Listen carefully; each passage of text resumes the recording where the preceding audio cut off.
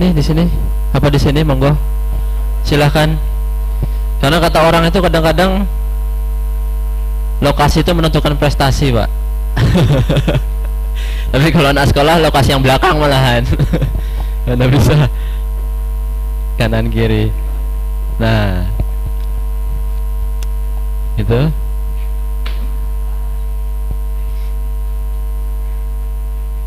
Oke. Terus, oke.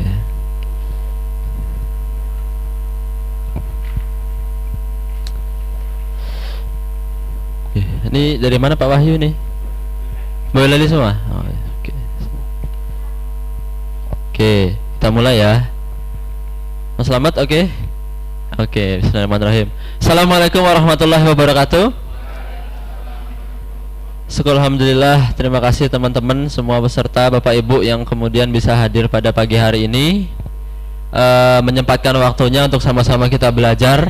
Nah, di sini kata kuncinya adalah belajar ya, karena memang semakin banyak ilmu yang kita dapatkan, harapannya nanti semakin banyak yang bisa kita bagikan, kita berikan, kita kasihkan manfaat kepada teman-teman yang lain. Nah, jadi selain nantinya teman-teman bisa mendapatkan pengetahuan tentang produk, juga nanti harapan saya juga bisa membantu para petani maupun peternak. Karena pada pagi hari ini bahasan kita berkaitan dengan perikanan. Nah, sebelum kita masuk, alangkah baiknya kita sama-sama berdoa dulu agar mendapat keberkahan. Berdoa menurut agama dan kepercayaan masing-masing, saya persilahkan. Cukup bagi saya. Kita biasakan dengan jargon utama. Ada yang mau mimpin pagi hari ini? Mas Wahyu mau? Semangat pagi. Belum sarapan ya? Oke ya. Kita mulai dengan semangat pagi. Oh, berarti memang masih jet lag istilahnya. Ya, betul ya. Biasanya teman-teman kalau kita sebutkan semangat pagi, itu ada yang jawab semangat pagi juga, atau ada yang bilang yes. Nah, kita sepakati aja pagi hari ini. Apa jawabnya, Bu? Yes ya. Oke. Agar nanti ini bisa menjadikan energi positif, Pak, harapannya. Karena dengan semangat, harapannya nanti mudah diserap. Oke, saya ulangi. Semangat pagi? Yes. Semangat pagi? Yes. Semangat pagi? Yes. Tepuk tangan buat kita semuanya. Luar biasa.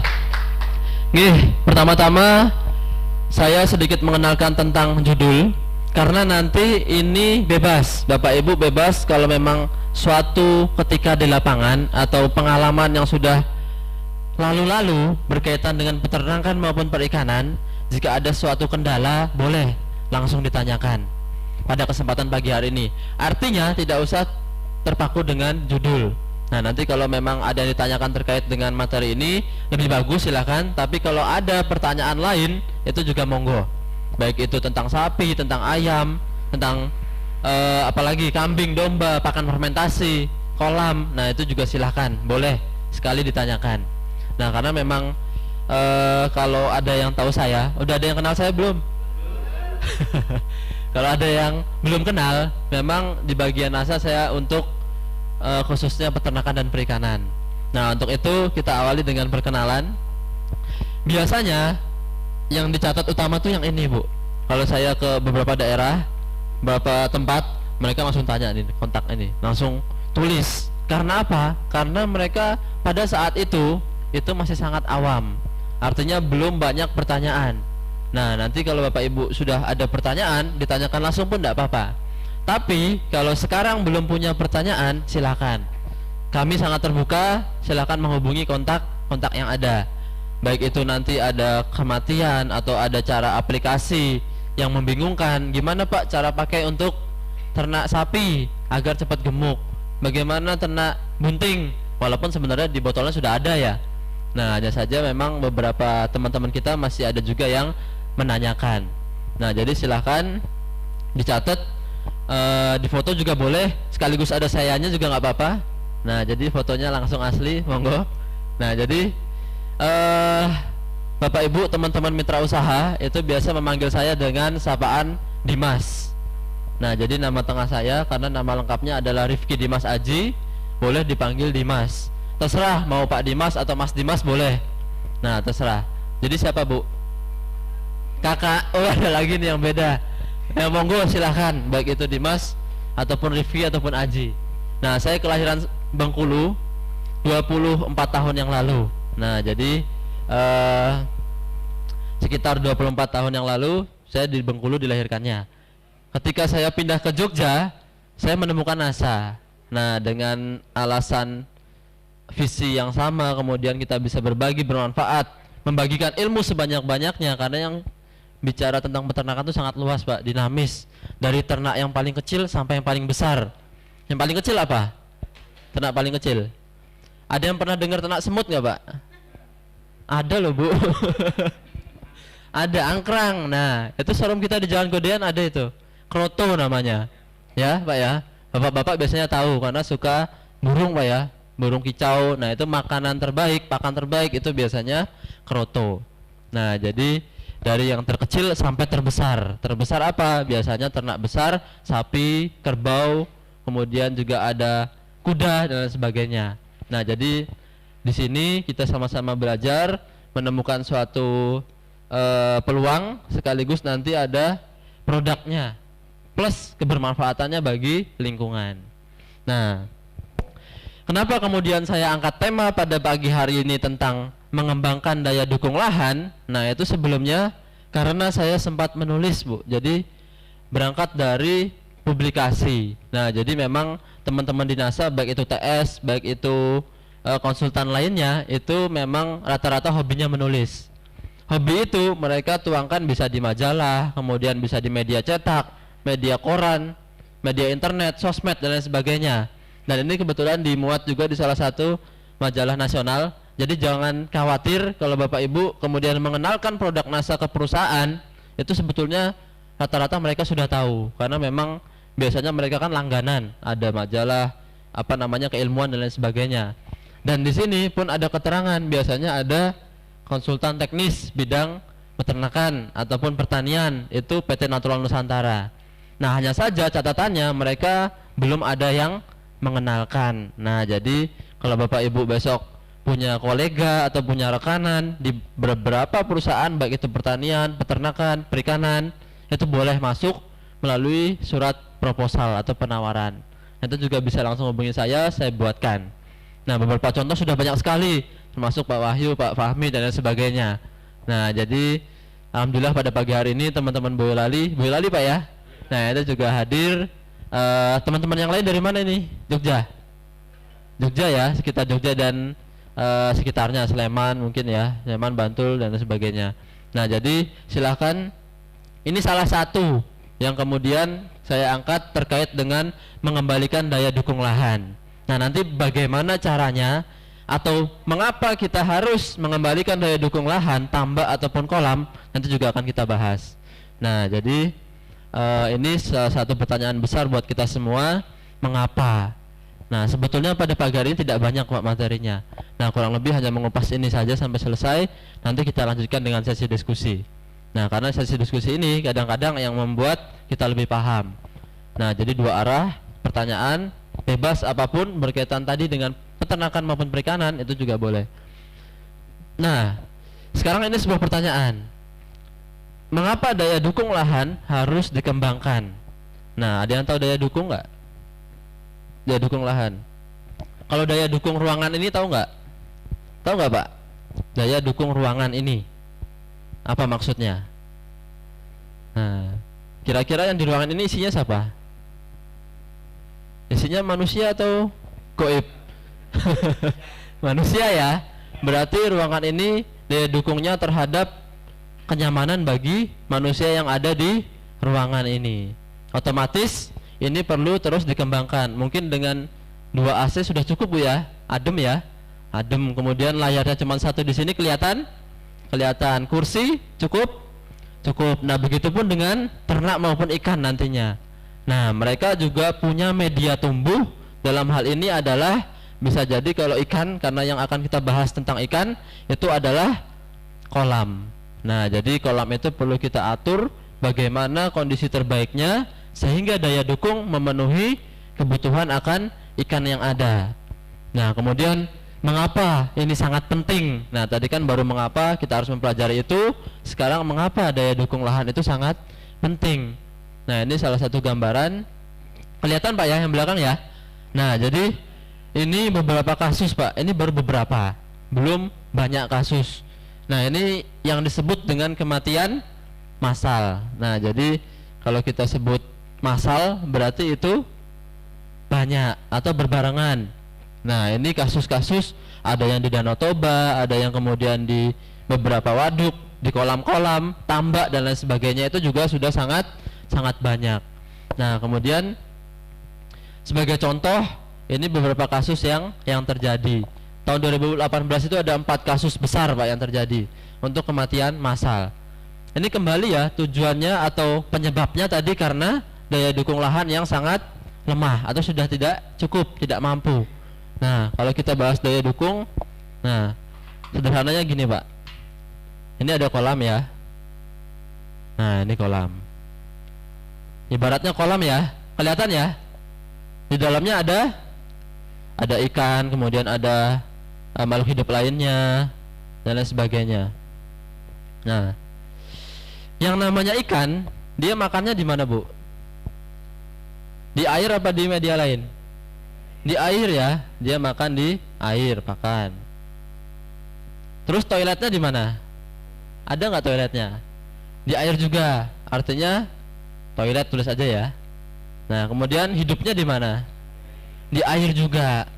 Nah, sehingga media air ini sangat penting untuk budidaya ikan maupun tambak. Oleh karenanya beberapa peternak kita, peternak ikan ya khususnya, itu mereka hampir menyamakan antara budidaya ikan dengan pengelolaan air. Jadi kalau kita membudidaya ikan berarti sama saja dengan mengelola air. Karena ketika pakan itu masuk, ketika kotoran itu keluar, itu otomatis dia berada di air, apalagi di permukaan. Nah, ketika ikan semakin banyak, otomatis kotoran juga semakin banyak. Nah, sehingga ada yang namanya kapasitas kolam. Pernah dengar ya? Contoh, misalnya ikan lele. Di sini ada yang punya ikan? Budidaya ikan? Ikan hias? Ikan budidaya? Gak ada ya? Ya ada. Mudah-mudahan setelah ini ya. Nah, misalnya lele ya. Ini kan normalnya 150 sampai 200 ekor per meter. Nah, jadi kalau kita buat kolam ukuran 1x1, itu kira-kira bisa diisi 150. Ini idealnya. Tetapi dengan adanya teknologi sekarang, itu bahkan bisa sampai 1000 ekor. Nah, itu per meter persegi. Nah, berapa kali lipat ini? Banyak sekali ya, sekitar 5 kali, sekitar 5 kalian. Nah, kemudian ini jadi sebuah pertanyaan.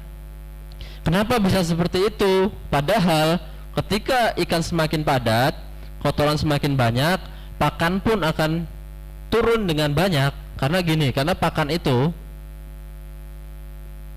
15%. Nah, ini ya. Walaupun kita melihat pakan yang kita berikan itu habis, ternyata 15% ini dia residu. Nah, ibarat kita lempar ke air, dia kan seperti terseduh ya, seperti campur dengan air. Nah, 15% ini yang berbahaya. Sehingga air pun jika terlalu banyak residu dari pakan tadi akan menyebabkan yang namanya racun. Nah, oleh karenanya ketika semakin padat ikannya, kotoran semakin banyak plus pakannya semakin banyak, apakah daya dukung itu mampu mendukung kebutuhan ikannya? Nah, itu yang akan kita bahas pada pagi hari ini. Karena ketika semakin padat, otomatis kotoran semakin banyak, lokasinya atau ukurannya tetap. Bagaimana cara kita mengelola kotoran sisa, kemudian pakan sisa, dan tidak diharapkan terjadi seperti ini. Karena beberapa kasus ini penyebabnya adalah terlalu padat tebar. Nah, jadi kalau di perikanan itu ada istilahnya padat tebar. Kalau ini tadi normal ya, ini normal. Ini lele, kalau misalnya nilai itu ya sekitar 30 sampai 50. Ini normalnya. Nah, jadi kalau Bapak Ibu punya kolam sekitar luasnya 2 kali 2 berarti kan 4. Nah, kalau 4 berarti kalau 4 meter persegi bisa kita kalikan 4, 200 ekor. Nah, itu udah maksimal sekali.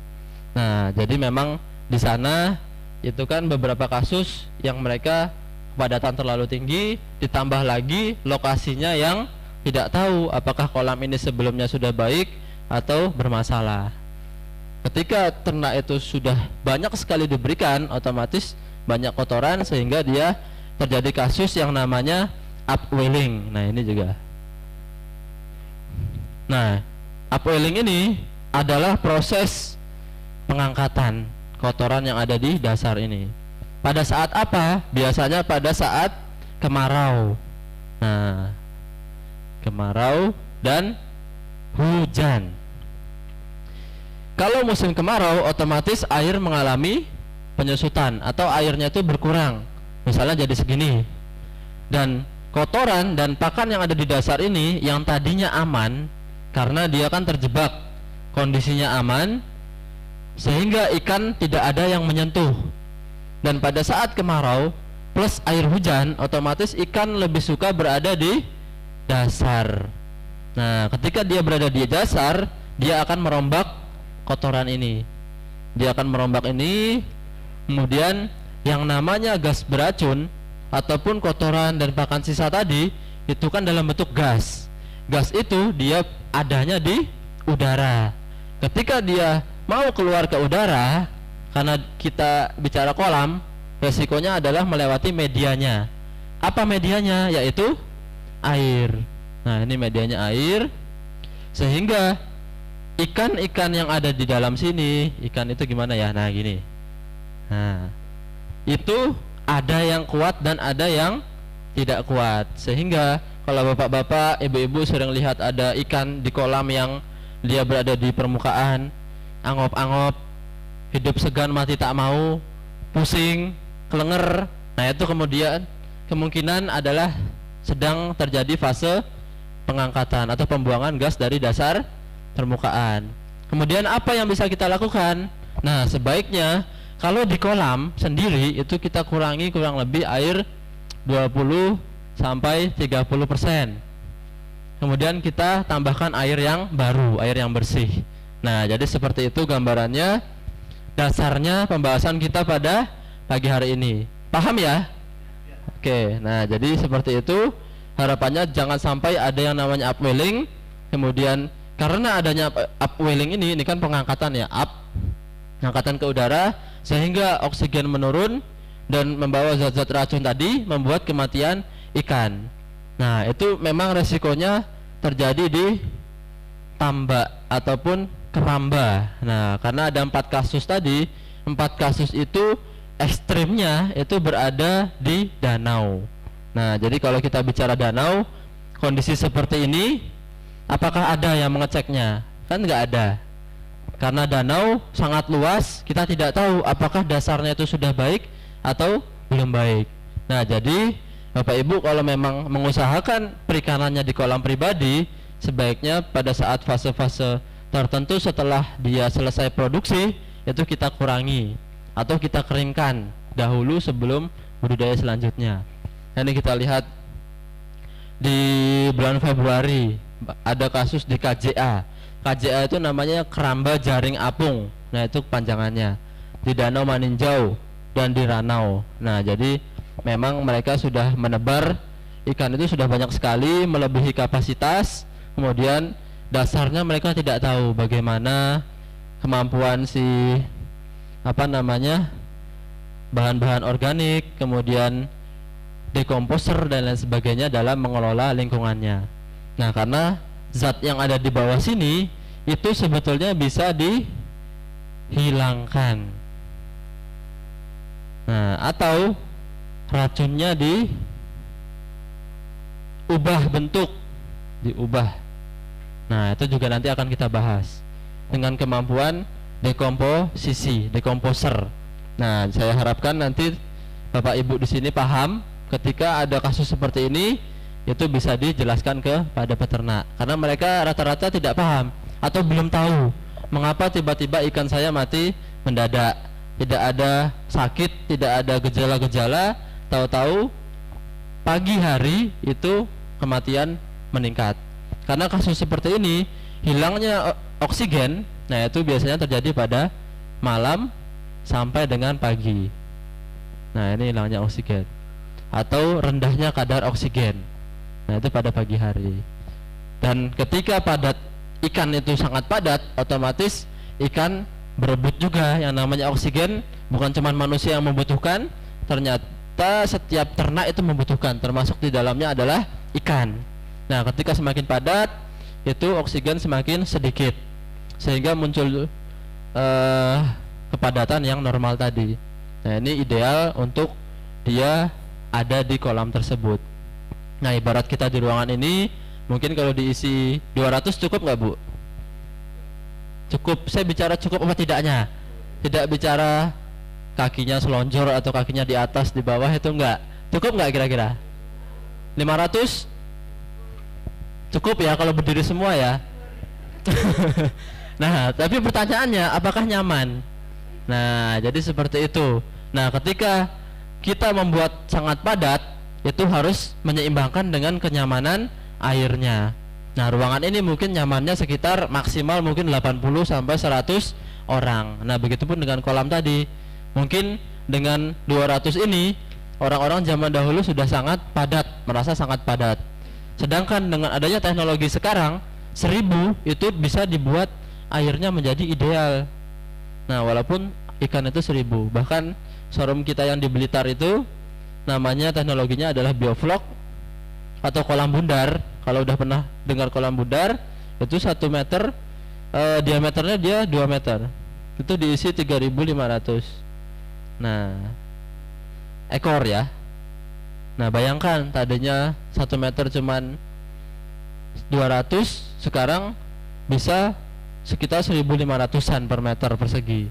Nah itu dengan apa? Itu dengan bantuan utamanya tadi oksigen ya. Ada yang namanya aerator. Ada yang tahu aerator? Kalau kita biasa lihat di kolam itu yang mengalirkan oksigen, yang blubuk-blubuk. Nah tahu ya? Nah itu dia mengalirkan oksigen, itu wajib ada.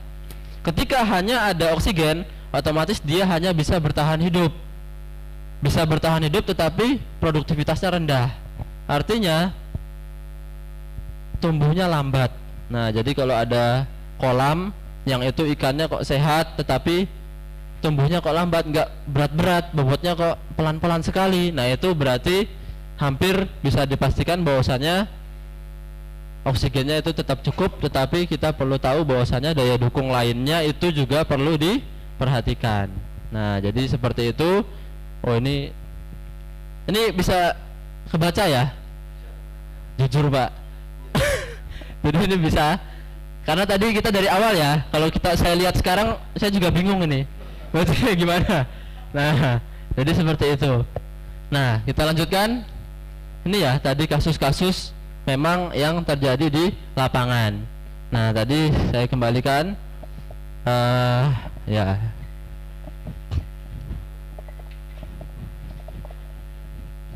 Nah memang yang namanya daya dukung itu belum diperhatikan oleh petambak ataupun peternak. Dengan bukti-bukti seperti ini, bahwasanya itu juga bukan hanya kendala mereka, tetapi juga kita, setelah kita mengetahui, alangkah baiknya kita bantu untuk mengatasinya. Nah ini juga ada di KJA Keramba Jaring Apung di Waduk Dharma, Jawa Barat. Kalau kita bicara tadi, memang yang paling ekstrim ini Danau Toba Pak, karena memang sebagai gambaran rata-rata profesi mereka yang ada di sekitar danau itu punya yang namanya keramba jaring apung. Nah jadi ketika ada kasus seperti tadi itu sangat riskan. Nah jadi kematiannya, informasi yang terakhir itu sampai dengan 180 ton. Nah jadi luar biasa. Saya punya videonya. Nah ini kalau mau kita lihat, artinya ketika ini semua tidak berjalan dengan baik, budidaya itu terlalu padat, bahkan tidak bisa kita melihat permukaan itu menjadi salah satu kendala mengembangkan daya dukung lahan. Nah, jadi nih. Nah, ini kematian massal. Nah, ini mungkin bisa membuka sedikit. Nah, jadi ini ikan bukan dipanen, Bu, tapi dibuang.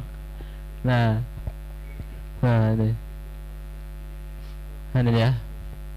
Kalau belum pernah ke Danau Toba, minimal kita sudah lihat dulu nih, luas.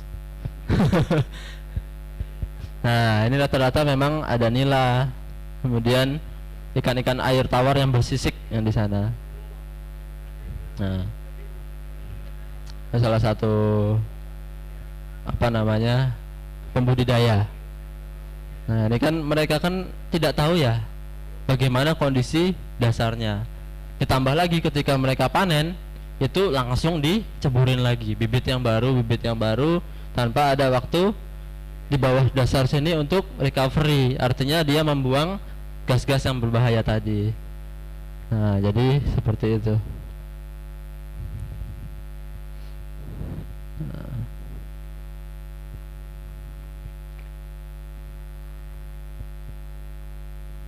Oke. Ini udah. Nah, dan ternyata ini bukan kendala kita saja. Sudah banyak yang membahas, Bu. Ini istilahnya adalah bahasan-bahasan ilmiah. Nah, ini bahkan yang di Aceh sana, ini saya bacakan di sana bahwa daya dukung sudah melampaui. Nah, jadi ketika kita ibaratnya tadi lele tadi 100, itu sudah melampaui, lebih dari itu semua, sehingga hampir bisa dipastikan ini hanya menunggu waktu untuk yang namanya upwelling tadi.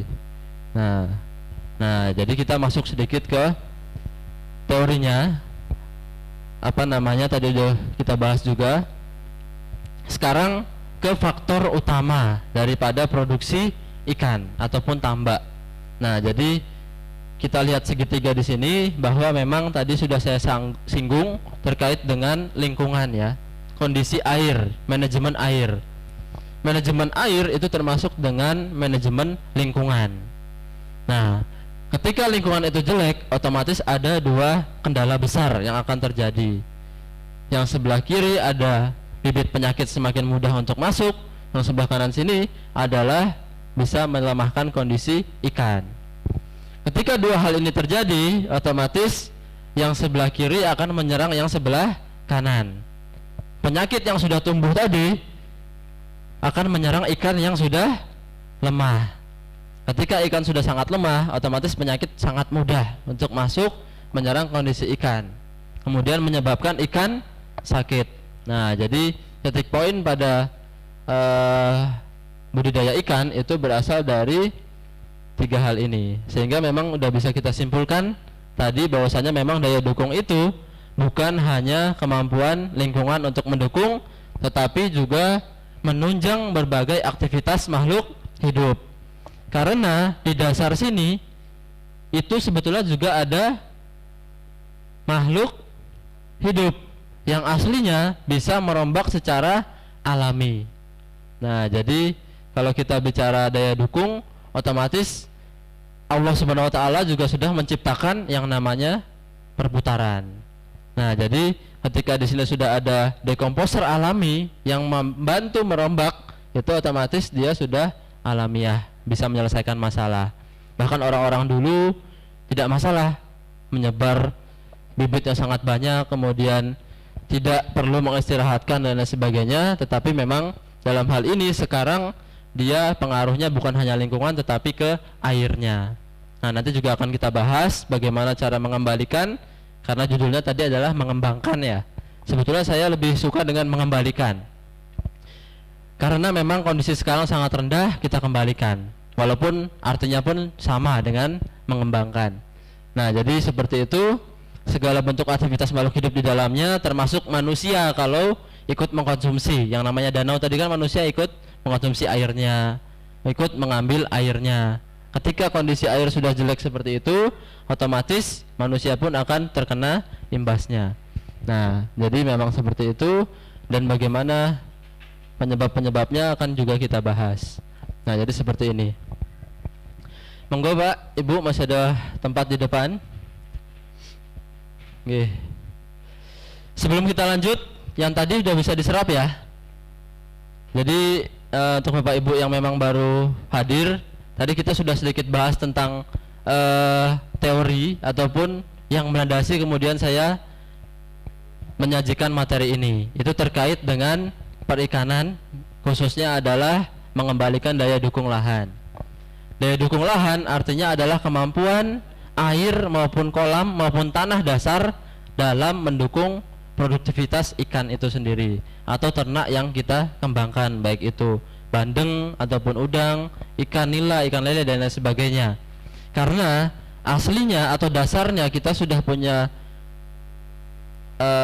kondisi-kondisi yang normal, baik itu ikan dengan kapasitas tadi lele per meter hanya 150, kemudian nila 30, dan kondisi sekarang itu sangat berlebih. Sehingga kondisi yang berlebih itu perlu juga kita imbangkan dengan pengelolaan lingkungan yang sangat baik. Dengan cara apa? Insya Allah nanti NASA sudah menyiapkan yang namanya teknologi. Karena yang namanya produk itu pasti punya latar belakang, Pak. Nggak begitu ujuk-ujuk kita keluarkan apa fungsinya, manfaatnya, dan bermanfaat atau tidak di lapangan, itu sebetulnya sudah sangat kita kaji sebelum produk itu keluar. Nah, sehingga masalah yang sangat aktual ini harapannya juga bisa mampu kita sama-sama bantu selesaikan. Nah, jadi bukan hanya tentang berjualan, memasarkan, omset, tetapi juga kita bisa memberikan manfaat ke orang lain. Karena yang namanya usia kan nggak tahu, Pak ya. Ya Pak Wahyu ya? Iya, nggak tahu, siapa tahu mungkin besok saya yang di sini itu sudah nggak ada, ataupun Bapak Ibu sekalian. Tapi saya tidak mendoakan ya, tidak ada. Tetapi ketika itu ada manfaat dari kita, itu insya Allah bisa bermanfaat sampai dengan suatu saat nanti. Dan itu manfaatnya saya harapkan jauh lebih panjang daripada usia-usia kita di sini. Nah, jadi seperti itu. Monggo Bapak Ibu nanti saya harapkan juga bisa membagikan ilmunya ke lapangan. Nah, baik itu dengan metode apapun terserah. Nah, jadi kita lanjutkan. Kemudian pertanyaan besar, apa yang menjadi penyebab daripada daya dukung lahan yang buruk tadi? Walaupun tadi saya sudah berikan bocoran ya, kalau di dasar sini yang sangat penting. Nah, ini akan kita bahas lebih detail.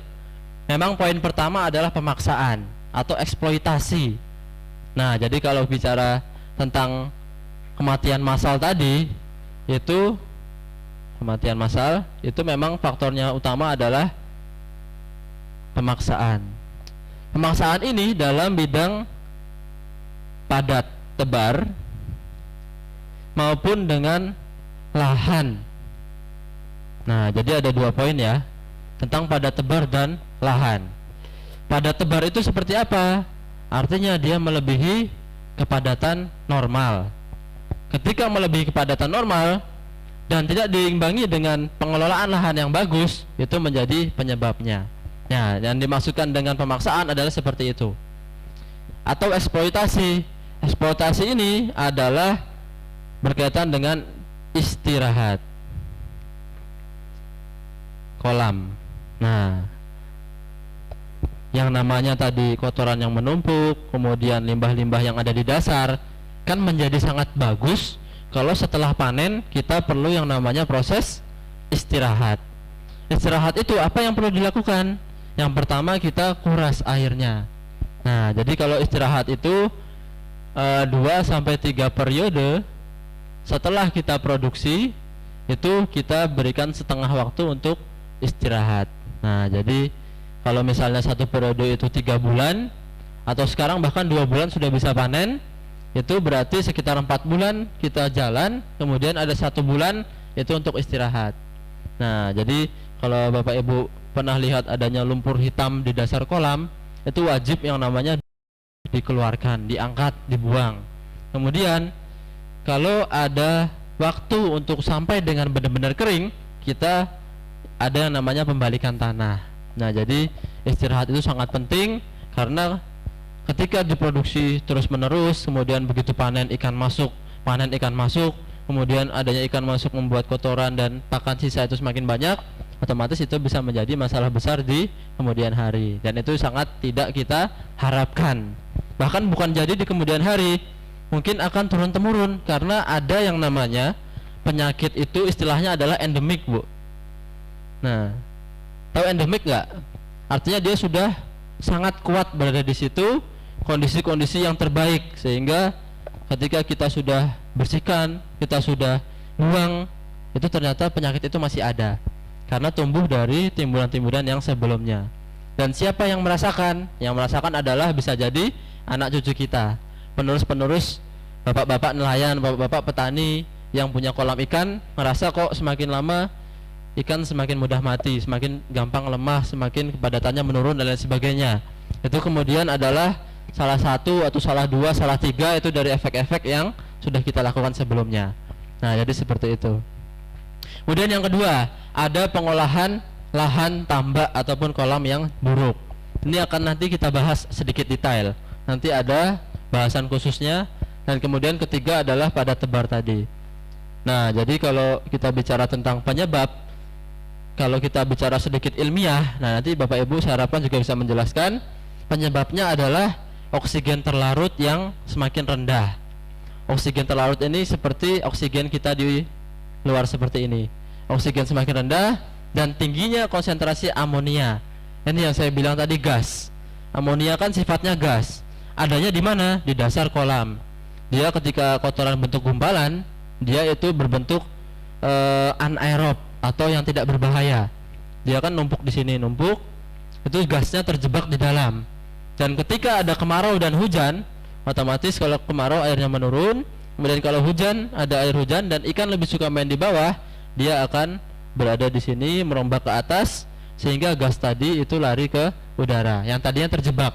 Sebetulnya tidak apa-apa, tidak bahaya jika dia terjebak, tetapi kalau dia terangkat otomatis dia harus lari ke udara dan itu melewati media yang namanya air.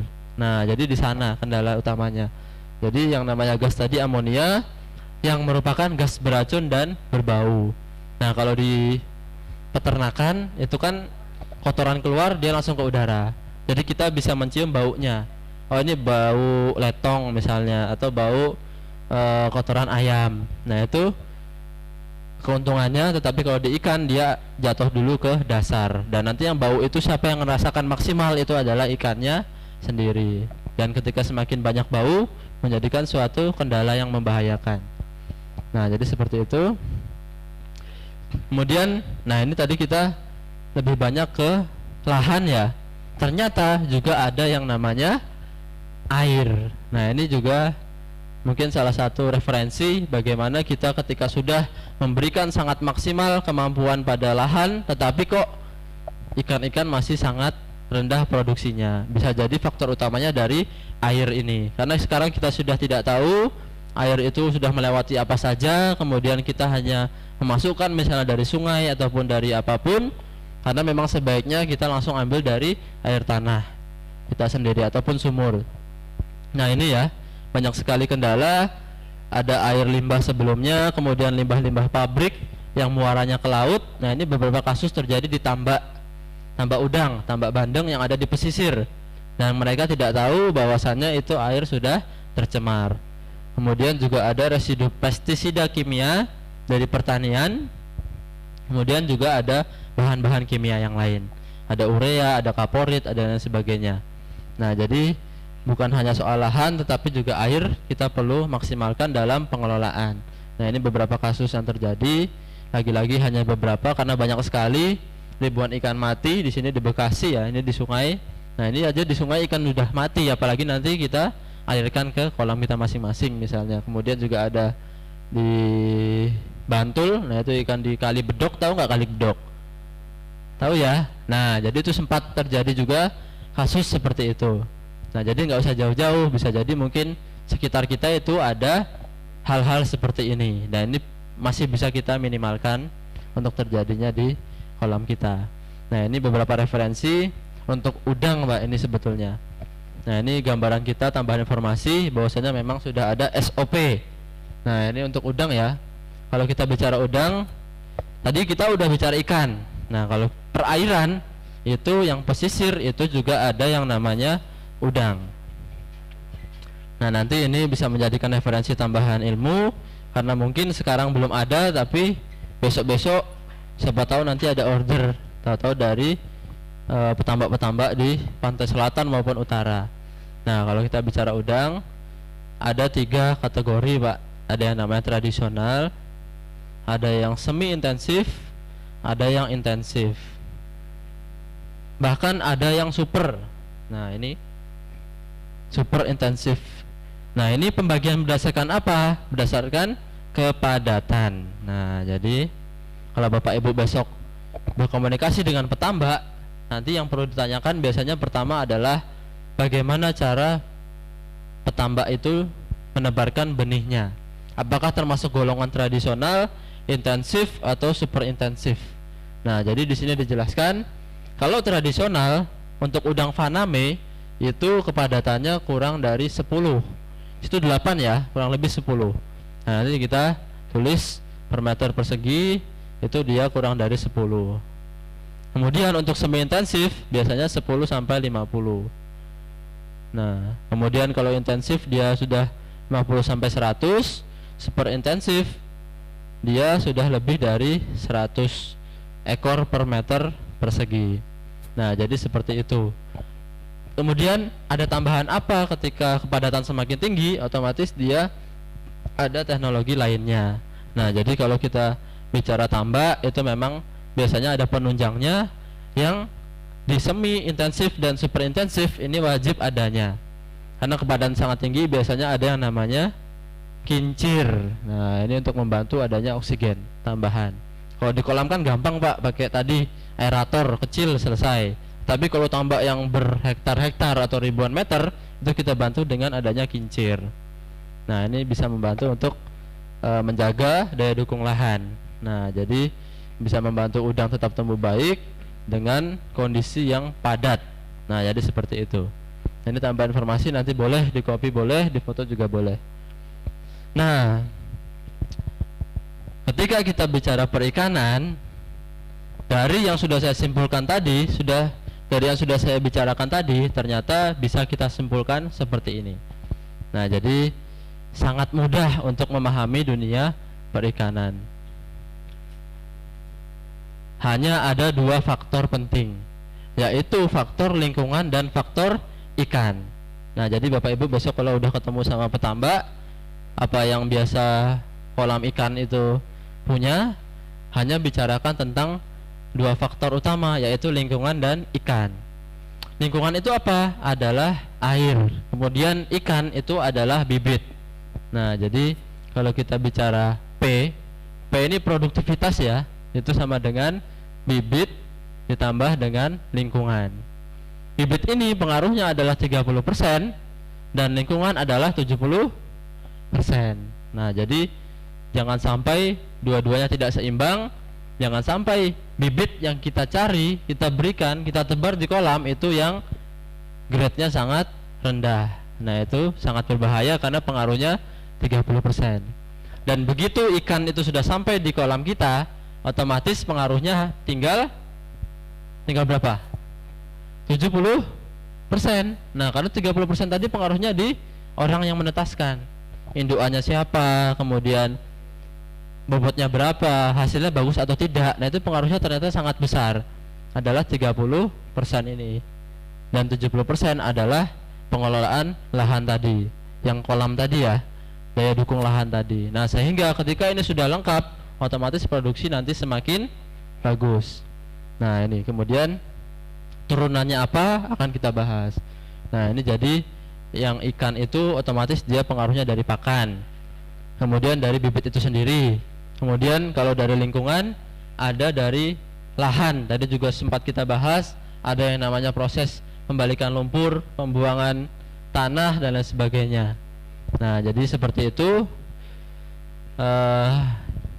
Kita iklan dulu sebentar. Masih cukup, Pak, kursinya?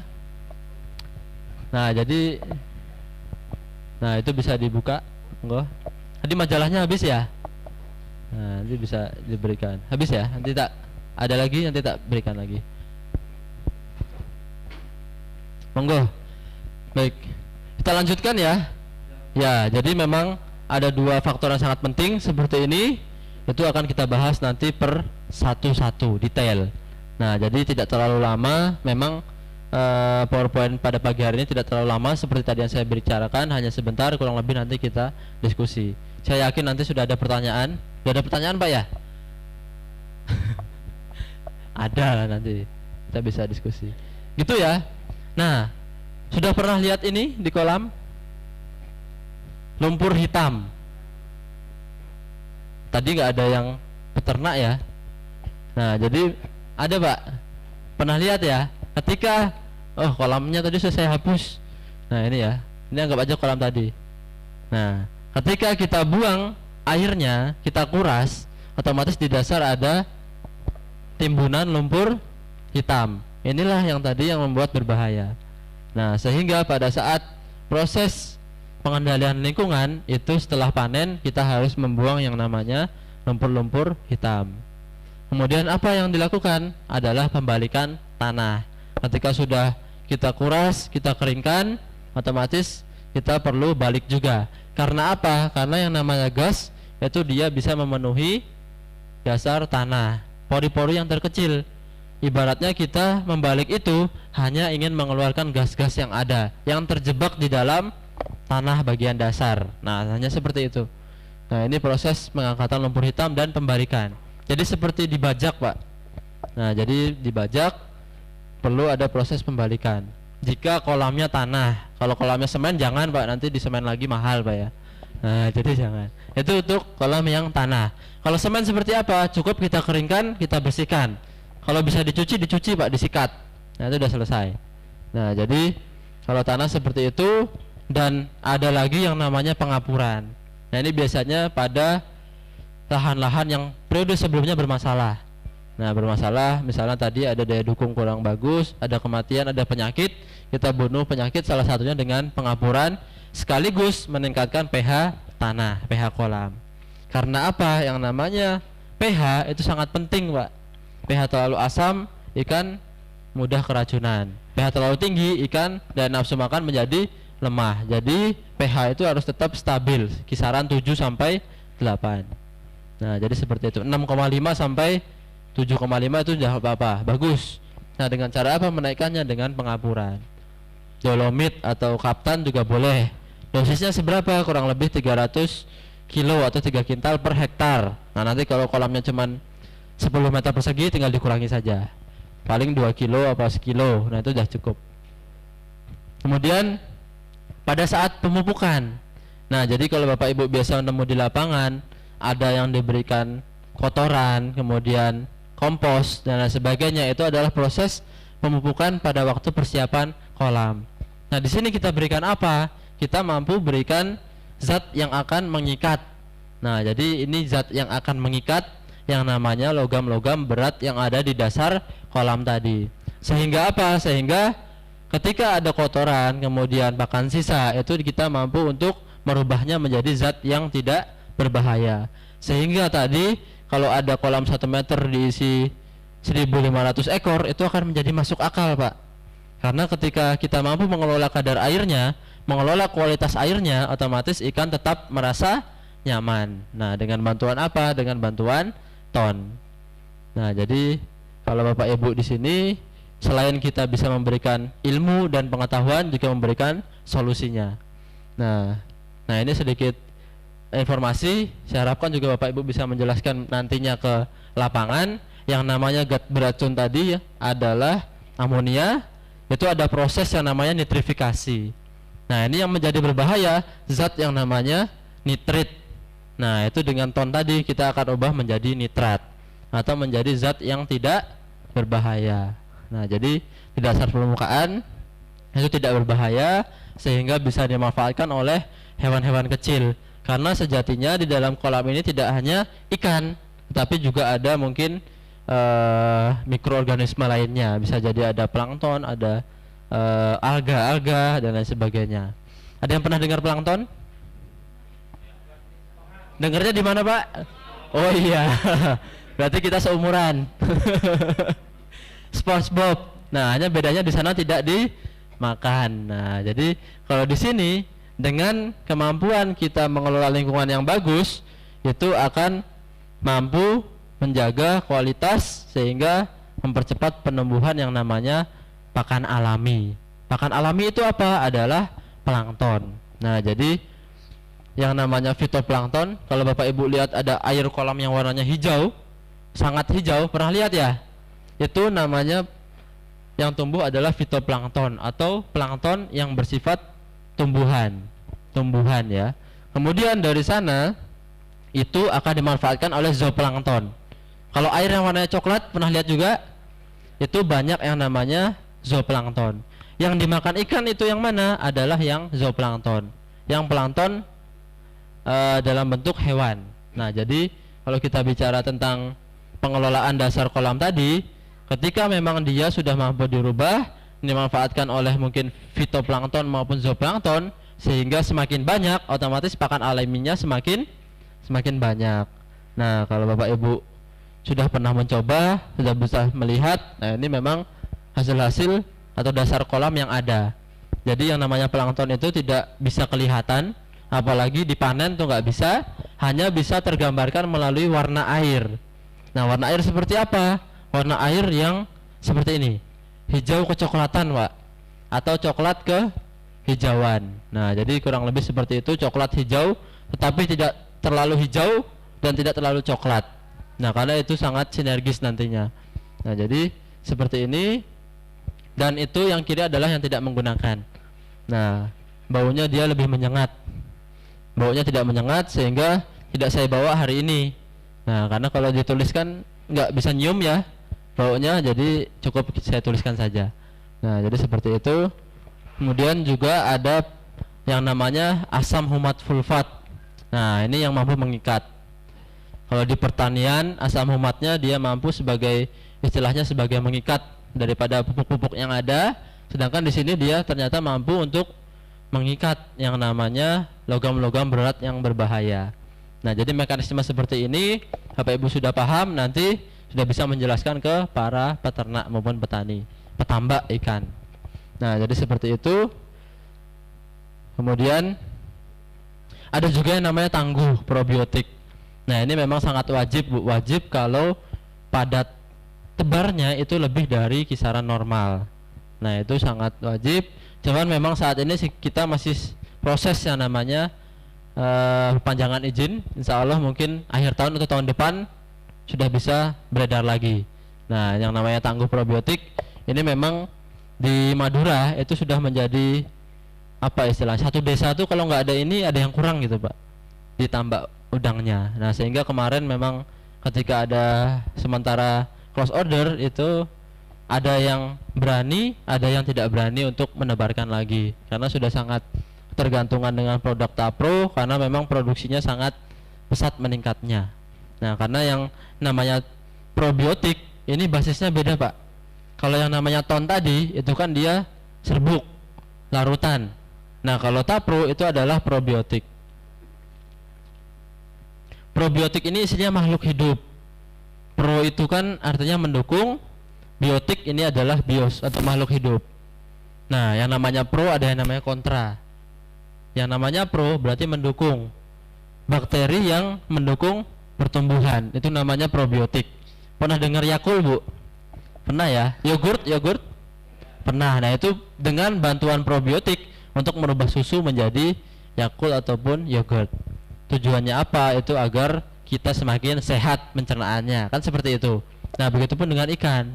Tetapi kita juga bisa berikan selain dipakan di air kolam.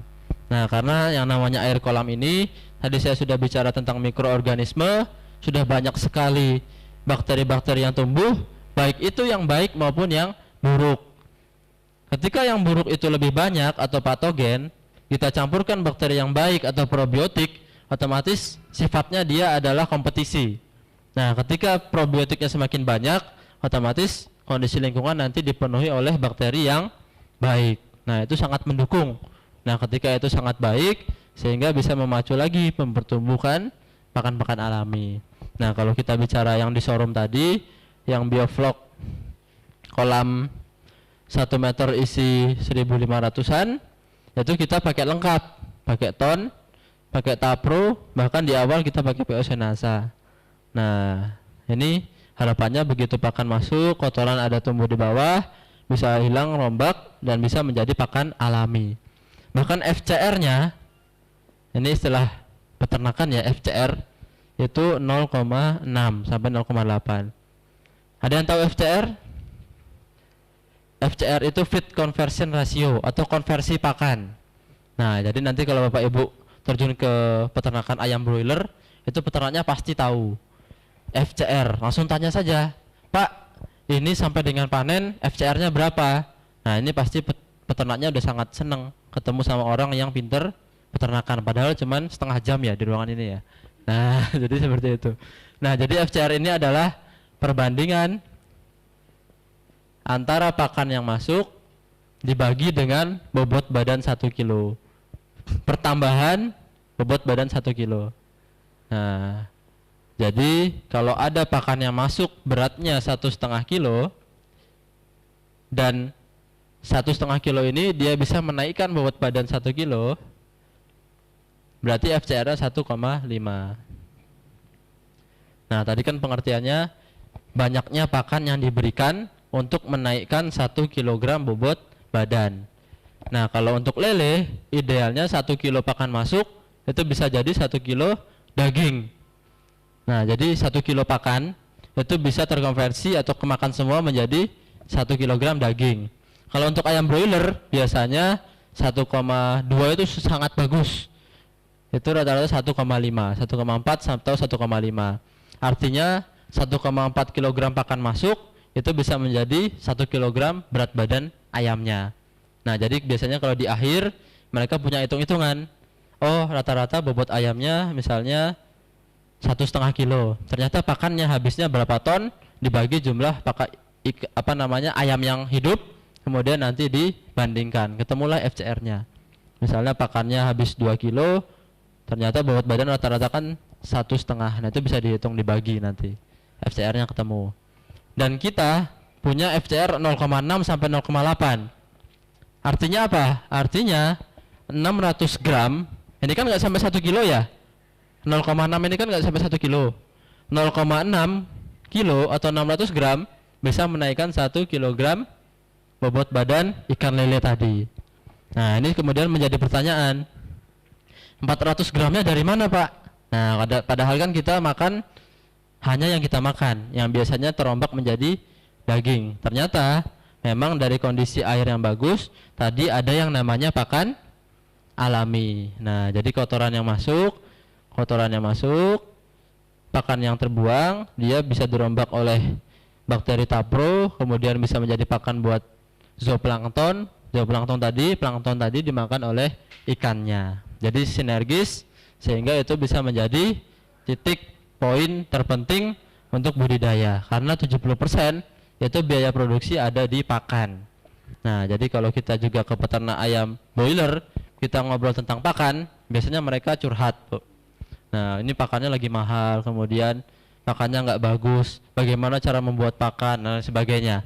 Nah, jadi memang pakan ini faktor terpenting dalam pakan, baik itu untuk udang maupun untuk ikan dan ternak. Nah, jadi seperti itu. Nah, tadi kita bicara tentang lingkungan ya. Ini kan ton dengan Tapro itu diberikan di air kolam. Nah, jadi udah penuh lagi ya. Nah, jadi nggak kerasa. Nah, jadi ada lingkungan, ada ikan. Nah, lingkungan tadi kita bisa pakai ton dan Tapro.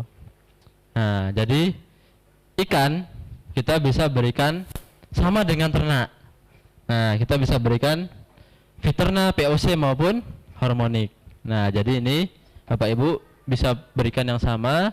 Kalau untuk lingkungannya ada ton dengan Tapro, ikannya sendiri ada Viterna, POC NASA, ada hormonik. Pun kalau hanya dipakai Viterna tidak masalah, nggak apa-apa, boleh Viterna atau POC NASA. Nah, walaupun pakai POC NASA tidak apa-apa. Nah, jika dicampur ketiganya itu lengkap lah istilahnya, jadi nggak apa-apa, silahkan. Nah, fungsinya sama seperti pemberian pada ternak, baik itu sapi, kambing, domba, ayam, itu sama. hanya ada dosis yang berbeda. Nah, jadi kalau untuk ikan itu dosisnya 1 tutup atau 10 mili itu kita campurkan ke 3 sampai 5 kg atau 3 kg pakan. Nah, ini jadi kalau kita bicara sapi itu kan 1 tutup untuk per ekor per hari. Kemudian kalau untuk kambing domba ternak sedang setengah tutup. Kalau untuk ayam ada 1 tutup untuk 10 liter. Tapi kalau untuk ikan maupun udang itu kita berikan 1 tutup untuk 3 sampai 5 kg pakan. Dan bagaimana cara pemberiannya? Seperti ini, Pak. Nah, jadi kita perlu larutkan sedikit 1 tutup itu, kemudian kita campurkan ke pakan yang ada, kemudian kita diamkan atau angin-anginkan 15 sampai 30 menit, kemudian kita berikan seperti biasa. Nah, memang diamkan ini, diangin-anginkan ini tujuannya selain untuk meresap, dia juga agar menjadi lebih kering dan mengembang. Nah, karena kalau untuk ikan yang pakannya adalah pakan apung, khususnya ada air tawar tadi, lele, nila, bawal dan sebagainya, ketika pakan tenggelam mereka sudah tidak tertarik. Nah, jadi itu menjadikan salah satu syarat untuk kita memberikan ke ikan. Nah, kalau ada yang kurang jelas, ini ada videonya.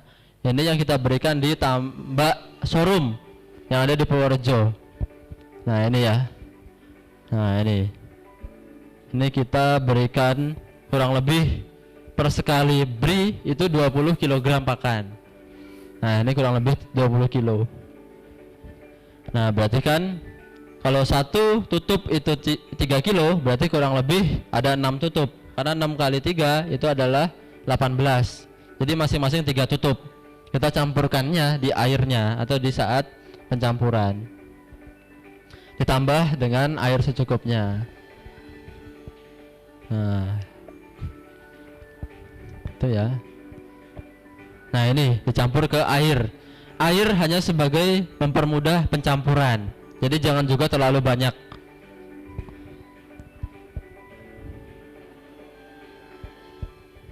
Nah, ini disiramkan kemudian diaduk secara merata.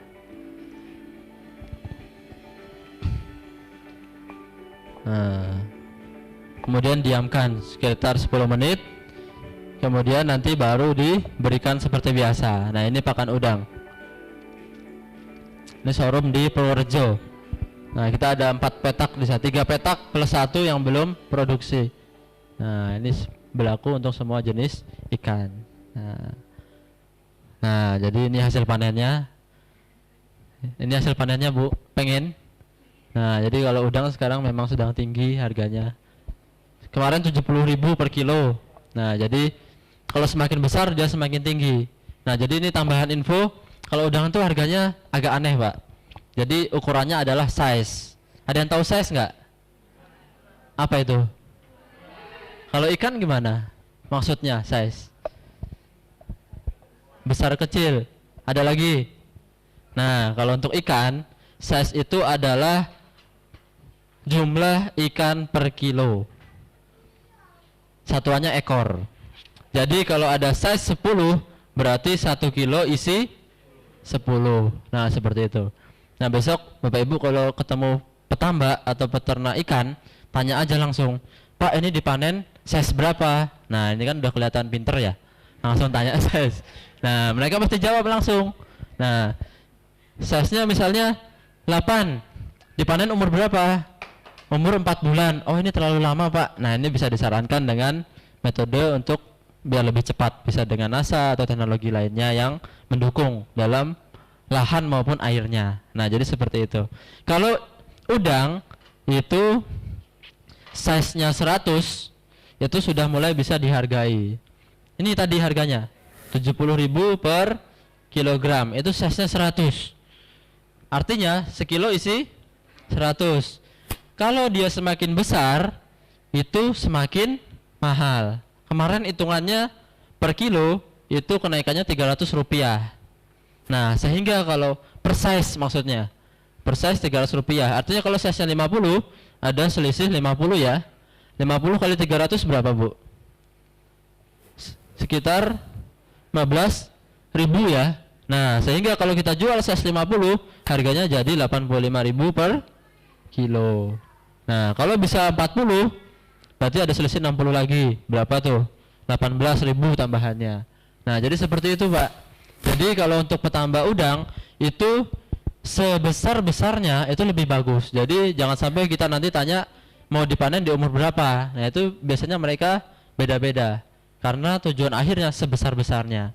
Tetapi kendalanya kembali lagi ketika ternak udang semakin besar, faktor utamanya dari daya dukung lahan. Nah, jadi kalau mereka sudah melihat ada udang yang terkena penyakit, ada white physis atau berak putih, kemudian ada yang mulai moltingnya susah, ganti kulitnya susah. Karena kalau udang itu tambah besar, tetapi bajunya nggak tambah besar kayak kita.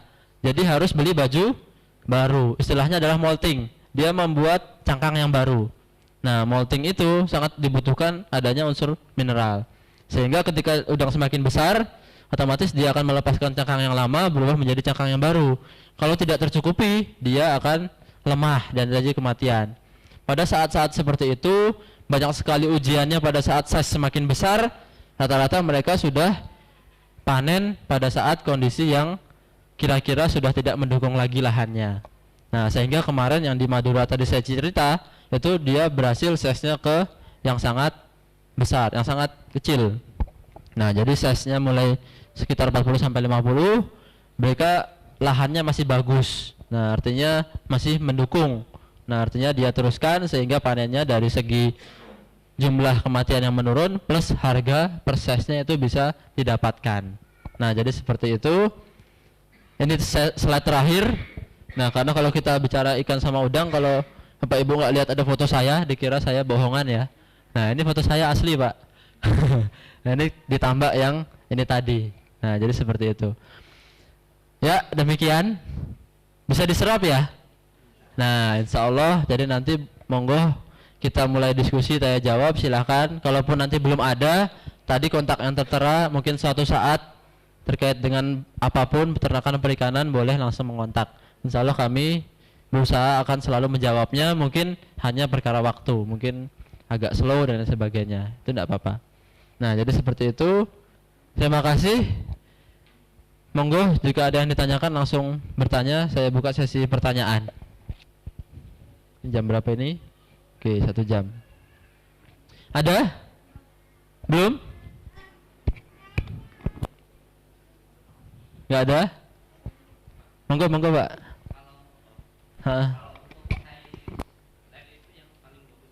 Size lele, ukuran panen. Nah, jadi kalau size tadi kan ukuran ya. Jadi kalau kita bicara bibit, lele kan biasanya ada 46. Pernah tahu, Pak ya?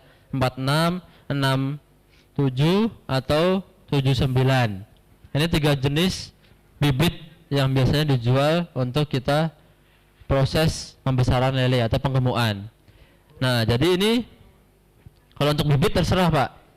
Tapi memang idealnya rata-rata itu 6 sampai 7 karena selain dia sudah agak besar, kemampuan dia adaptasi sudah bagus, ini biasanya paling banyak dibeli, itu dicari. Nah, kemudian kalau untuk panen ini senti ya. Kalau untuk panen itu memang kita tidak bisa bicara langsung ke yang paling bagus karena kita berkaitan dengan pasar, Pak. Nah, kalau panen biasanya kita menyesuaikan kondisi pasar. Nah, apalagi kalau kita punya langganan, misalnya di warung pecel lele yang tiap hari minta 1 kilo isi 8. Ya, berarti kita cari size-nya yang 1 kilo isi 8.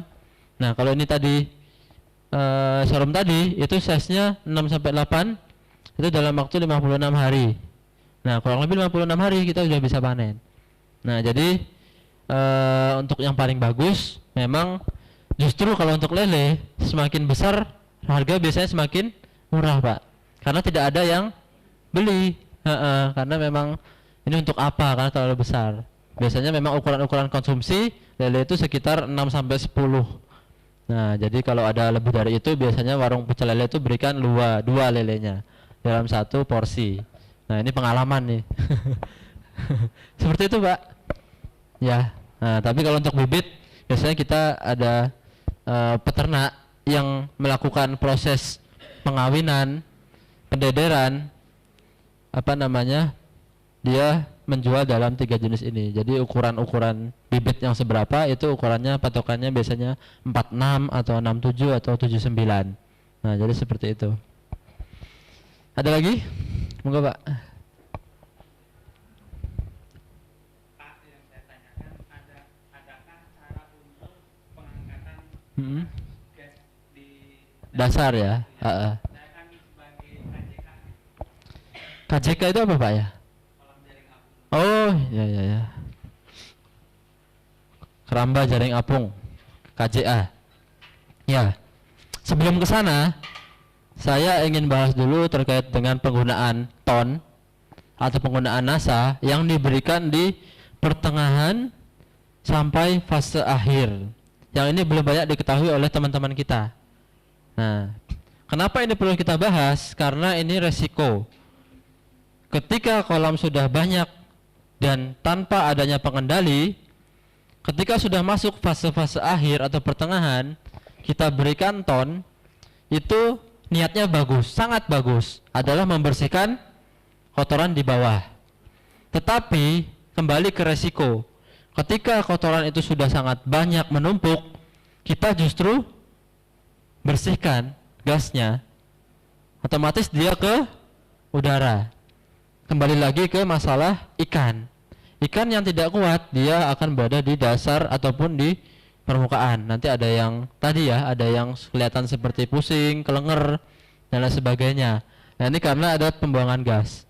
Sehingga kita berikan ton Danta Pro ini tadi ya, kita berikan 1 minggu sebelum tebar, dan setiap 10 sampai 14 hari sekali. Karena yang namanya plankton tadi, pakan alami juga bisa habis dimanfaatkan oleh ikan, dan kotoran terus akan bertambah. Nah, jadi idealnya adalah setiap 10 hari itu yang kita hilangkan, bersihkan. Jangan sampai terlalu banyak menumpuk baru kita bersihkan, nanti resikonya adalah tadi ini. Nah, sehingga Bapak Ibu saya sarankan memang ketika ingin menggunakan, gunakanlah dari awal, sebaiknya dari awal. Kalaupun nanti baru ditebar itu tidak apa-apa. Yang jelas jangan sampai masuk ke fase terakhir, artinya 1 bulan terakhir, lebih dari 2 bulan. Nah, itu udah sangat menumpuk kotor di dasar permukaan. Dan kemudian pertanyaan dari KJA, itu di sungai apa di danau, Pak? Di danau ya. Nah, resikonya memang kita tidak bisa memantau secara langsung. Hanya saja perlakuan yang perlu dilakukan adalah penebaran bibit. Nah, ini penebaran di dasar kolam. Nah, itu yang perlu kita lakukan. Karena gini, Pak, beberapa masukan ataupun hasil daripada dinas-dinas terkait itu memang belum banyak yang bisa menyelesaikan kasus itu karena alamiah, berada di dasar. Kemudian apa yang bisa dilakukan adalah kita harus menjaganya. Nah, ini karena kita tahu jumlah idealnya tadi, tetapi ini di danau lainnya yang mungkin potensi upwelling tadi, Jatiluhur, Maninjau, Cirata, ini ternyata produksinya yang 2 sampai 9 kali lipat lebih banyak daripada daya dukungnya. Sehingga yang perlu dilakukan adalah sama-sama kita kurangi padat tebarnya. Nah, ini plus selama 2 sampai 3 periode kita ada setengah waktu istirahat. Nah, ini untuk apa? Untuk pengembangan mikroorganisme pendekomposisi alami yang ada di dasar kolam. Nah, jadi seperti itu. Jangan sampai kemudian terlalu banyak terus menerus tanpa istirahat, di dasar kolam ini tidak bisa mampu apa-apa. Nah, kalau untuk di KJA itu yang sudah menggunakan NASA hanya di pakannya, Pak. Nah, jadi di pakannya dengan Viterna tadi harapannya gas amonia tadi N. Nah, jadi kalau kita bicara Viterna itu kemampuan menyerap pakan menjadi lebih tinggi, termasuk di dalamnya menyerap N atau protein. N ini yang menyebabkan terbentuknya gas amonia apabila dia dikeluarkan melalui kotoran. Nah, jadi ketika N sudah diserap banyak oleh tubuh, yang keluar hanya tinggal sedikit. Nah, sehingga penyebab NH3, penyebab amonia yang keluar dari kotoran itu juga bisa dikurangi, Pak. Nah, sehingga dengan adanya ini diharapkan selain dari airnya bagus, dari kotorannya pun tidak terlalu kaya akan nutrien yang berbahaya. Nah, jadi seperti itu. Ini sebenarnya tidak apa-apa, bagus. Karena ini adalah protein. Kalau kita beli pakan, biasanya protein yang lebih tinggi harganya lebih mahal. Nah, belum tentu bagus ternyata, karena kita tidak tahu penyerapan di dalam tubuh ternaknya. Sehingga ketika dia tidak mampu mencerna lebih banyak, N ini akan dikeluarkan kembali. Nah, ini yang membuat amonia, gas yang membuat aroma atau gas bau, aromaterapi gitu Pak ya. Nah, jadi tidak banyak peternak kita yang bilang sesudah menggunakan asa kandangnya menjadi tidak berbau atau aromanya bisa berkurang. Nah, mungkin kalau kita masuk ke kandang masih nyium yang namanya bau, tapi mereka yang sering di kandang itu bilang kalau sudah tidak berbau atau sudah sangat berkurang. Nah, beda mungkin karena kita biasa di kota, nah tetap ke kandang mungkin masih ada rasa-rasa baunya. Tapi kalau mereka yang dari awal merasakan itu sudah berbeda. Nah, jadi seperti itu Pak, kita bisa kurangi kepadatannya plus recovery untuk lahan itu bisa kembali produksi. Ada lagi? Monggo Bu. Ya. Demikian.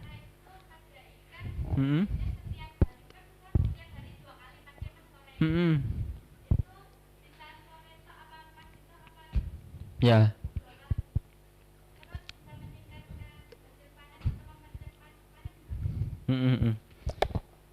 Sudah? Fiterna. Nah, jadi kalau untuk pemberian pakan, memang kita patokannya tadi Bu, per kilogram pakan. Jadi kalau satu tutup itu untuk 3 kilo, 3 kilo ini biasanya kita berikan habisnya kapan? Kalau 3 kilo pagi cuma 1 kilo, sore cuma 1 kilo, berarti ini bisa untuk 1,5 hari bahkan. Nah, jadi seperti itu. Sangat sedikit tapi daya gunanya sangat bagus. Nah, jadi kalau kita beda kalau kita bicara dengan sapi.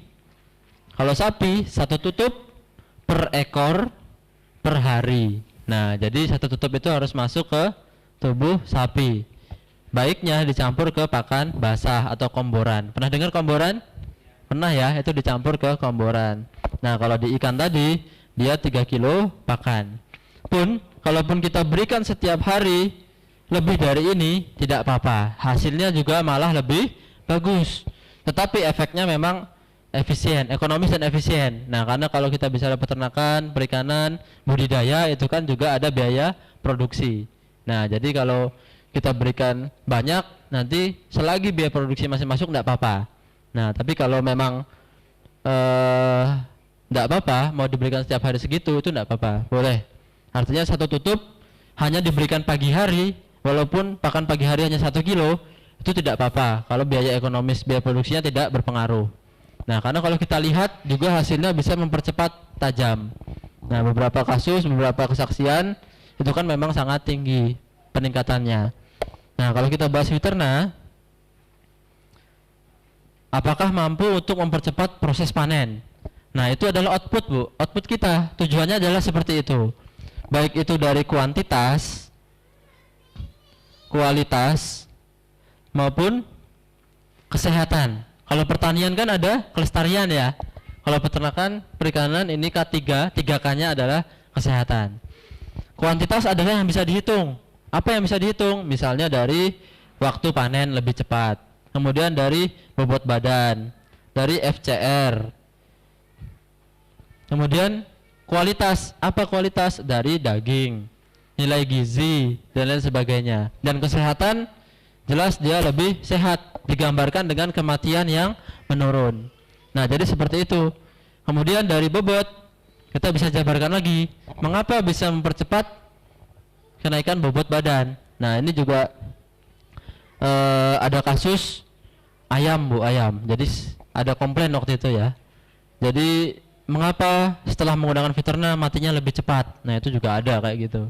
Nah, karena aslinya biasanya mati di usia 35, sekarang 32 hari. Nah, padahal bobotnya sama. Kenapa Pak? Karena saya panen lebih cepat. Nah, jadi betul Pak ya. Nah, jadi matinya ngantuk ya. Ya, jadi 32 hari bobotnya tetap 2 kilo. aslinya sebelum pakai itu 35 hari, bobotnya 2 kilo. Ternyata kan ini ada 3 hari lebih cepat, jadi matinya lebih cepat. Hati-hati loh, matinya lebih cepat. Nah, berarti dari pakan ada penghematan, kemudian dari jenis kematian juga ada penghematan, bobot badan juga ada. Nah, seperti apa? Karena kita di dalam ini itu ada kandungan yang sangat luar biasa, baik itu dari protein, mineral, dan vitamin. Nah, jadi kalau memang kita lebih detailkan apa yang kemudian membuat dia lebih cepat, karena memang dari kandungannya selain organik, kandungannya adalah dari asam amino ataupun protein. Ini asam amino. Nah, asam amino adalah pembentuk sel-sel yang baru ataupun pembentuk daging. Sehingga fiterna itu masuk dalam tubuh, otomatis sudah ada yang membentuk. Nah, kalau kita bicara tentang protein umum, itu adalah berasal dari pakan. Nah, pakan yang masuk ternyata mau dicari tadi apa? Proteinnya. Dengan cara apa? Dengan cara dicerna oleh ternak. Bisa dikunyah, bisa dimakan, bisa ditelan. Kemudian berapa persen yang tercerna proteinnya? Ternyata sangat rendah. Ada yang 20%, ada yang 15%, ada yang 10%. Nah, sedangkan di dalam fiterna ini sudah dalam bentuk jadi, yaitu protein atau asam amino. Sehingga misalnya kalau ada protein baru yang masuk, langsung bypass, dia langsung masuk ke dalam usus halus, kemudian dia langsung diserap. Otomatis dia bisa membantu mempercepat proses pembentukan daging. Kemudian dari mineralnya, pembentukan tulang juga bisa lebih bagus, lebih cepat. Kemudian juga ada vitamin yang berpengaruh ke kesehatan. Nah, jadi kalau kita bicara apakah mampu mempercepat, itu ceritanya panjang, Bu. Ceritanya panjang, bisa 2 jam sendiri. Karena memang kita bisa kaji satu-satu dari segi kualitas, kuantitas, kelestarian, kesehatan, dan nanti mengapa bobot itu, mengapa FCR itu, mengapa kemudian ada persentase kesehatan, vitamin itu mengapa. Tapi kalau hanya ditanya seperti itu, saya jawab bisa, sangat bisa untuk mempercepat proses pemanenan. Nah, jadi seperti itu, Bu. Nah, jadi singkatnya seperti itu. Nah, jadi kalau ingin lebih detail, saya ada slide-nya sendiri tentang fiterna. Nah, jadi seperti itu. Kalau untuk ikan itu memang banyak juga kesaksiannya. Ini bisa juga saya buka. Ini di nah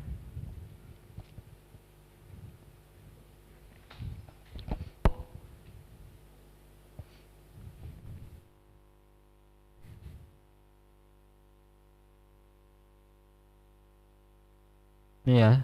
Ini ya tadi ya. Kuantitas, kualitas, dan kelestarian. Pertumbuhan cepat dan sebagainya. Kemudian ada sapi. Nah, ini ayam. Ini dari segi kualitas ya, warna daging, kepadatan dan sebagainya. Protein lebih tinggi. Kemudian ini mekanismenya tadi. Kalau kita bahas mungkin akan panjang. Hanya saja tadi garis besarnya sudah saya jelaskan. Nah, ini jaya cerna. Kemudian kalau untuk tangguh, fermentasi. Kalau untuk ikan, kurang lebih hasilnya seperti ini. Nah, ini ya. Mana ininya? Oh, ini. Nah, jadi seperti itu, Bu. Jadi beberapa yang sudah menggunakan, termasuk yang update itu memang seperti ini. Nah, ini yang udang itu yang kita panen di Pantai Pandan Simo. Nah, ini size tadi 41 ya, dia sangat besar. Ukuran 41 itu ukuran ekspor. Nah, jadi sangat besar. Jadi kalau kita bicara udang, kualitas terbaik itu rata-rata diekspor. Dan yang kecil-kecil itu yang ada di pasar-pasar tradisional kita. Nah, jadi kita itu sebetulnya konsumsi yang sisa-sisa, Pak. Nah, jadi seperti itu. Nah, itu ya. Ini tadi bioflok 56 hari apa yang digunakan. Kemudian ikan nila. Ini nila hitam, ikan nila yang ada di NTT. Size-nya 4-5, 1 kilo isi 4-5 ekor.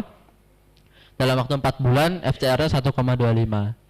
Nah, FCR tadi pakan ya, 1,25 kg bisa menjadi 1 kg pakan. Monggo. Seperti itu. Ada lagi yang ditanyakan? Monggo Mas. Yang di belakang.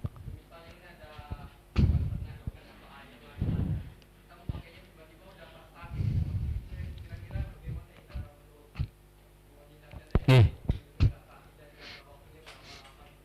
Baik. Sekaligus saya jelaskan bahwasanya memang Fiterna, POC maupun harmonik itu bukan sebagai obat, Mas. Nah, kalau kita bicara obat, otomatis dia ada zat aktif yang membuat bakteri ataupun virus itu mati. Nah, sehingga apa yang perlu kita lakukan ketika ternak sakit? Jelas perlu kita berikan obatnya. Baik itu antibiotik ataupun vaksin. Nah, itu tetap ada yang detail membunuh bakteri maupun virusnya. Kemudian apa selanjutnya? Karena ternak sakit itu identik dengan namanya nafsu makan rendah, kemudian lemas, kemudian bisa timbul penyakit-penyakit yang baru. Nah, seperti itu. Kita tetap berikan Fiterna, POC maupun harmonik, tujuannya agar nafsu makan tetap stabil, ternak tetap sehat walaupun di dalamnya ada penyakit, sehingga ternak akan mampu mengkonsumsi pakan. Nah, jadi kalau ada ternak sakit nggak mau makan, otomatis itu tinggal menunggu waktu, Pak. Karena nggak mau makan itu padahal kesembuhan ada di pakan. Mau makan yang banyak, sembuh. Nah, sedangkan kalau ternak ada yang sakit, ketika kita sudah berikan obat plus tetap berikan ini, itu akan mempercepat proses pemulihan. Nah, jadi kalaupun ada ternak yang sakit, Bapak Ibu besok ditanya ada yang ternak sakit, bisa nggak disembuhkan? Sebetulnya bisa, tetapi memang tidak langsung seperti tadi. Dia akan menjaga nafsu makan, menjaga kebugaran, menahan adanya bakteri-bakteri lain yang masuk sehingga mempercepat proses pemulihan. Tapi dia tidak membunuh bakterinya. Nah, kalau membunuh bakterinya itu sudah antibiotik, sudah kimia, Pak. Nah, jadi kita tidak memproduksi yang seperti itu. Jadi ini alami, organik, murni. Dengan cara seperti itu bisa mempercepat proses pemulihan. Dan apa yang perlu dilakukan pertama kali pada saat ternak sakit? Pertama dilakukan adalah proses isolasi atau pemisahan. Nah, jelas kalau yang terkena penyakit itu adalah tujuannya sebagai proses pemulihan. Kalau yang belum terkena sakit, dia akan membantu proses menjaga kekebalan tubuh. Nah, dalam hal kesehatan tadi. Nah, jadi seperti itu. Jangan sampai kemudian menunggu sakit baru kita berikan, tetapi alangkah jauh lebih baiknya kita berikan dulu sebelum ternak itu ada gangguan-gangguan penyakit. Karena itu adalah salah satu faktor juga, faktor pencegahan dan pengendalian penyakit. Nah, jadi seperti itu, Mas. Sudah menjawab? Oke, sama-sama. Monggo, Mas ya.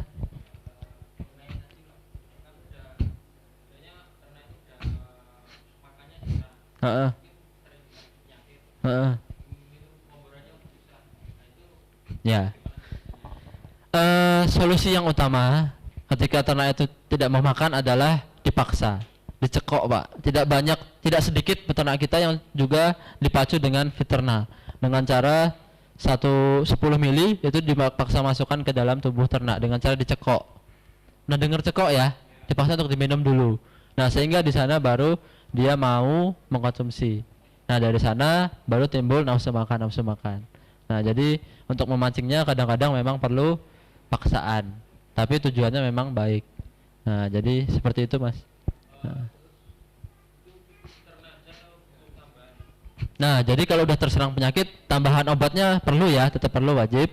Cuma nanti kalaupun hanya Fiterna tidak masalah. Kalau bisa tambahan POC ataupun harmonik juga lebih bagus. Jadi tidak ada patokan karena memang utamanya untuk peternakan perikanan itu adalah Fiterna.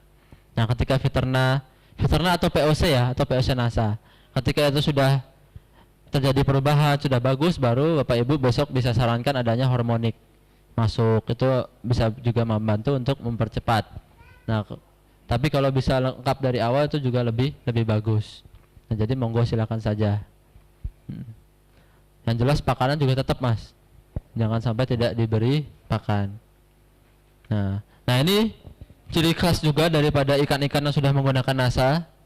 Nah, ciri khasnya memang dia rendah hati dan tidak sombong ya. Karena apa? Karena kepalanya kecil, tidak besar kepala. Nah, ini ya.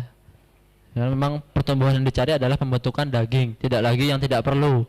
Nah, ketika ikan-ikan itu mampu, otomatis cukuplah kita buat bobot badan yang besar, karena di harga pun itu berbeda, pengepul-pengepul itu berbeda. Ada ikan nila yang kepalanya lebih besar, harganya lebih murah dibandingkan dengan kepala yang lebih kecil. Nah, jadi seperti itu. Ada lagi yang ingin ditanyakan? Makin banyak nih, luar biasa. Monggo, siapa dulu? Masnya dulu kayaknya tadi, udah duluan. Aku kan tinggal Waduk Dharma. Tadi ada ya? Heeh. Kan hampir tiap kadang setahun sekali atau dua kali kan kematiannya emang Ada ya? kadang tontonan. Kerasa ya Mas ya? Iya. Ada info ya? Ya kalau pas itu pas hampir rutin lah tiap tahun. Mm-mm. Nah terus matinya itu pas dari kondisi cuaca. Nah ini nih Waduk Dharma. Ya, Kondisi tadi ya. Ada kemarau sama hujan tadi ya. kalau pas penghujan kan air itu kadang berubah jadi hitam, terus kadang hijau lagi, Hmm. jadi biru. Mm-mm. Nah, jadi itu solusinya gimana kalau pas ininya? Kalau pas musim seperti itu. Nah, jadi memang kunci utamanya adalah kita jaga kepadatannya, Mas. Nah, hitam itu dia tadi gambaran bahwasanya di dasar permukaan sangat kotor, dia terangkat ke udara. Nah, kalau hijau tadi dia banyak atau kaya akan plankton yang bersifat tumbuhan atau fitoplankton. Itu juga kalau semakin banyak berbahaya karena mengganggu proses ataupun oksigen yang ada di dalam air. Itu biasanya habis hujan banyak. Nah, itu kalau biasanya kalau sudah seperti itu kita perlu kurangi. Kalau memang itu budidaya itu kurangi. Tapi ini kan di waduk ya, agak susah. Jadi kalau bisa kita treatment ada yang panen parsial atau ada juga yang kita kurangi populasinya. Nah, jadi yang perlu kita sesuaikan adalah lingkungannya, bukan lagi kitanya. Kalau untuk waduk ataupun sungai. Nah, pintar-pintar kita membaca. Nah, terus Terus kalau yang kan pernah dikasih kaporit ya biar warnanya bening di mana? di waduknya. Di waduknya. Jadi dari pemerintah itu jadi Terus kaporit. Nah itu pas setelah itu kematiannya lumayan tinggi lagi. setelah kaporit atau sempat bagus? Setelah kaporit. Setelah kaporit. Kan tadinya warnanya kan emang berubah kan Mm-mm. dari airnya. Pas pakai kaporit kan hampir semuanya bening. Iya, memang bening, Mas. Karena yang namanya kaporit itu dia memang tujuannya baik. Dia membunuh seluruh bakteri-bakteri. Karena tujuannya memang membunuh penyebab penyakit. Penyebab penyakit apa? Adalah bakteri sama virus. Nah, biasanya kalau untuk tambak udang pun itu biasanya diberikan kaporit. Tapi diberikannya hanya kurang lebih ada yang sebulan sebelum tebar. Ada yang direndam kemudian airnya dikuras. Ada. Karena apa? Karena dia hanya membunuh bakteri-bakteri yang ada di kolam ketika selesai proses produksi. Tetapi kita tidak bisa melihat bakteri apa yang dibunuh atau mikroorganisme apa yang dibunuh. Karena ada juga yang berfungsi untuk mendekomposisi. Tapro ini bakteri probiotik itu juga ada alami di alam. Nah, sehingga bisa jadi baik itu bakteri baik maupun buruk juga ikut mati. Nah, ketika diberi kaporit ataupun pakan-pakan alami juga ikut mati, plankton juga mati. Sehingga air itu terlihat bening, terlihat bersih. Kolam renang tahu ya? Nah, itu kan tiap hari juga diberi kaporit agar bersih terus. Seperti itu. Nah, hanya saja treatmentnya hanya saat proses pencucian ataupun proses penghilangan bakteri atau mikroorganismenya saja. Setelah itu selesai, 1 bulan diberi, kemudian air dibuang. Kalau di kolam tambak itu mereka cuci lagi, Mas, dengan air biasa sekali atau 2 kali, airnya dibuang, baru diberikan air yang itu benar-benar untuk budidaya. Nah, jadi seperti itu. Jangan sampai kemudian kaporit masih ada kita masukkan ikan ataupun pengendali-pengendali lainnya. Nah, itu akan tidak berfungsi karena juga ikut mematikan. Cuman kalau kaporit itu yang kotoran yang dari buang sampah itu Naik. Sebetulnya tidak. Nah, karena itu kan dia hanya membunuh zat yang kecil. Kalau untuk menaikkan, membuang itu bukan bagiannya. Nah, jadi dia tidak bisa membantu untuk proses itu. Itu tetap ada proses pembersihan atau pembalikan atau pembuangan kotoran tadi hitam. Nah, itu juga tetap ada. Nah, ini kan tadi sifatnya gas, Mas. Jadi di bawah tadi kan sifatnya gas, itu dia tidak keluar. Hanya saja mungkin ada apa namanya, karena yang namanya kotoran kan dia disukai oleh penyakit, oleh bakteri, dia hanya membunuh bakterinya itu, tapi gas yang terjebak di dalam dia tetap ada, tidak keluar. Nah jadi seperti itu. Cukup? Oke. Ini ada nih mas tadi. Nah ini Dharma ini November kemarin ya, 2018 tahun lalu. Ada lagi tadi ini mbaknya. Ya. Oke. POC.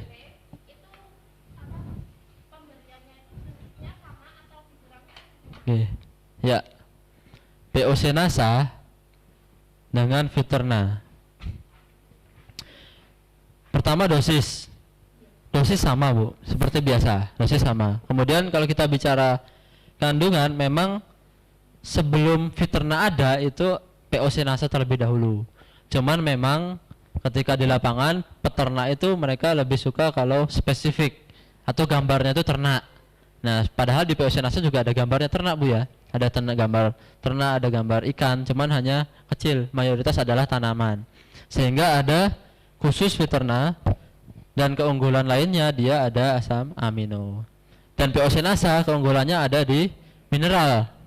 Nah sehingga kita gabungkan itu menjadi zat yang bagus. Namun kalau hanya kita berikan POC NASA bukan berarti nggak ada asam aminonya, atau bukan berarti nggak ada proteinnya.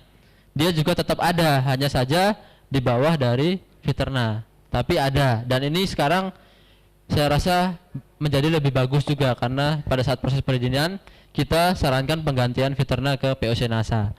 Nah tapi kalau masih ragu-ragu, kita bisa tambahkan yang namanya amne. Tahu amne nggak?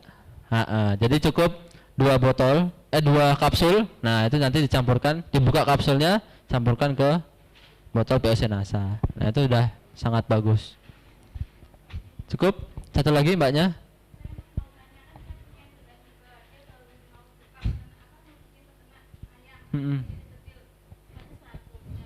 Peternak ayam. 10 liter.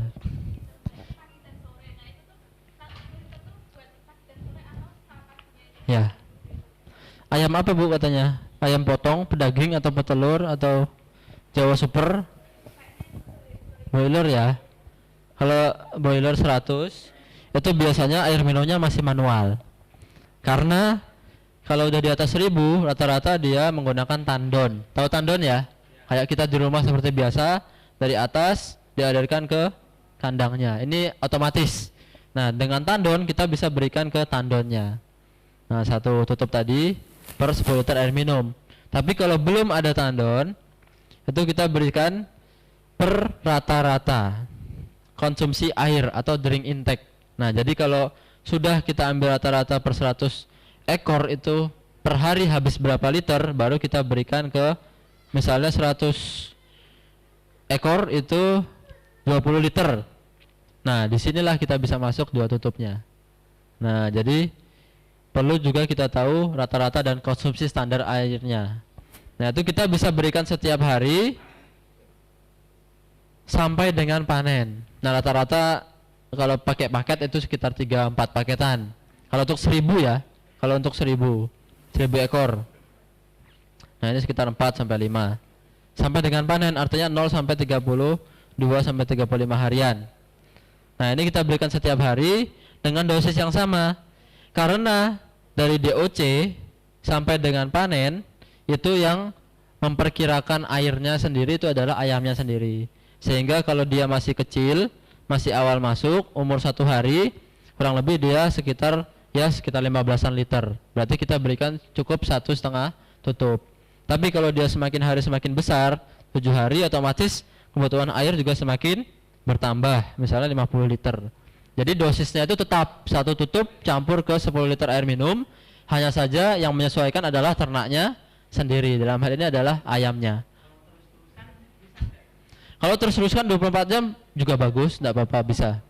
Jadi idealnya memang kalau bisa diberikan malam atau dini hari.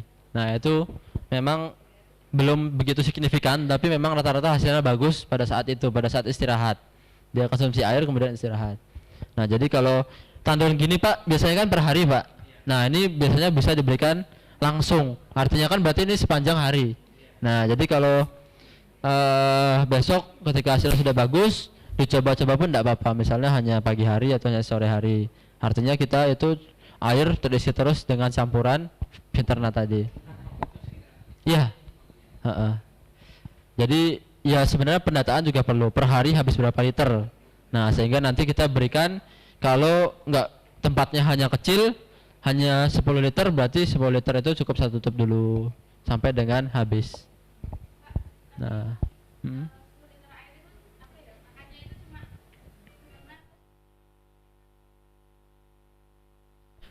pakannya biasa, pakan pabrikan ataupun pakan yang formulasi sendiri nggak apa-apa. Cuman kalau mau tambahan di pakan juga boleh.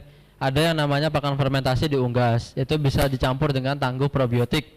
Nah, itu juga ada. Jadi kita buat pakan, misalnya ada cara menghemat pakan ya, biasanya campuran konsentrat. Ini ada 60%. Ini ada dedak, biasanya hanya 20%, kemudian juga ada jagung 20%. Nah, biaya tertanikan ada di konsentrat. Nah, kemudian untuk meningkatkan, misalnya mereka bisa dengan cara fermentasi tadi, dicampur dengan tangguh probiotik 1 kilo untuk 1 tutup untuk 3 kilogram. Tutup yang rata, kemudian diberikan ke unggasnya, ke ayamnya. Nah, itu tidak apa-apa, bagus untuk menghemat pakan sekaligus tumbuhannya ataupun ternaknya juga produksinya bagus. Nah, jadi seperti itu. Dan umumnya untuk unggas khusus ke air minum, Mbak, pemberian Viternanya. Oke, ada lagi? Monggo, Bu.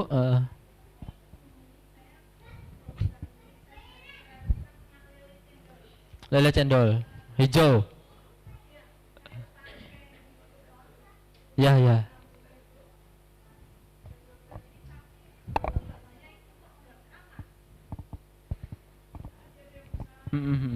Oh ya.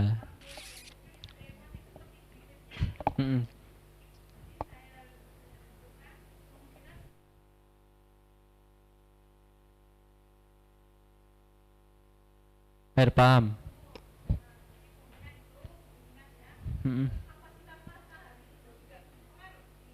Oh ya.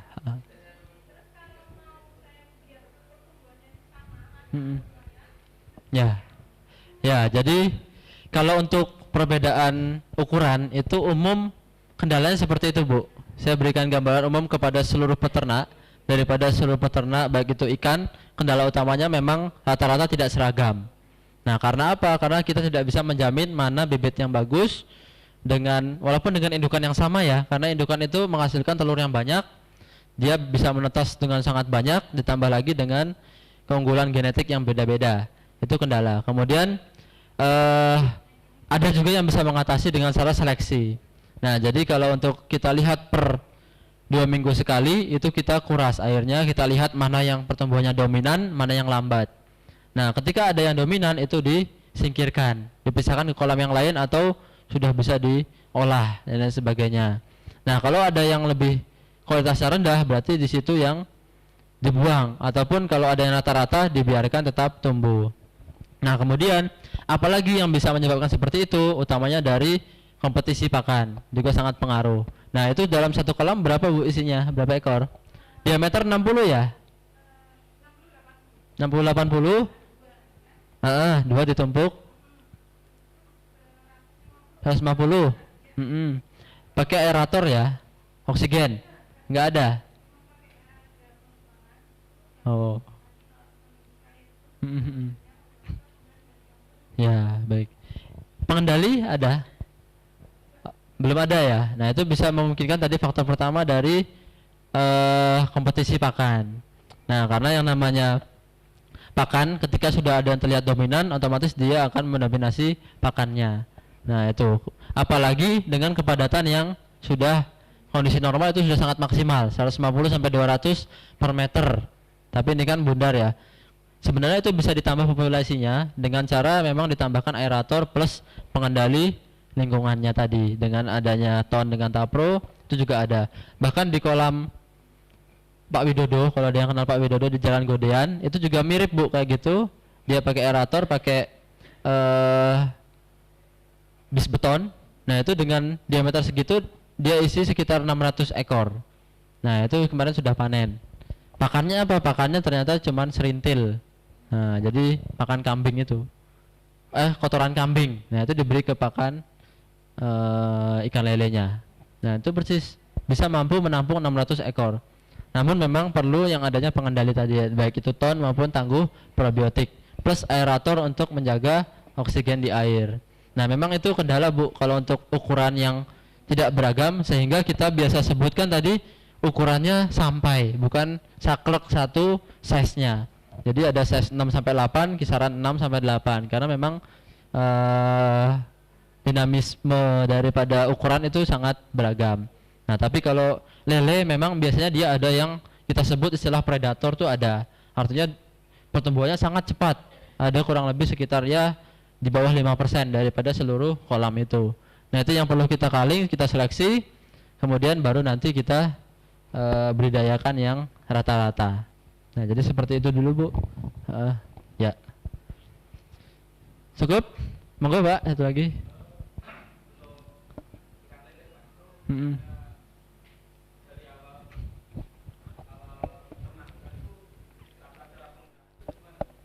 Oke. Lelenya seperti apa, Pak, dibudidayakannya? Kolam tanah, kolam semen, atau kolam terpal?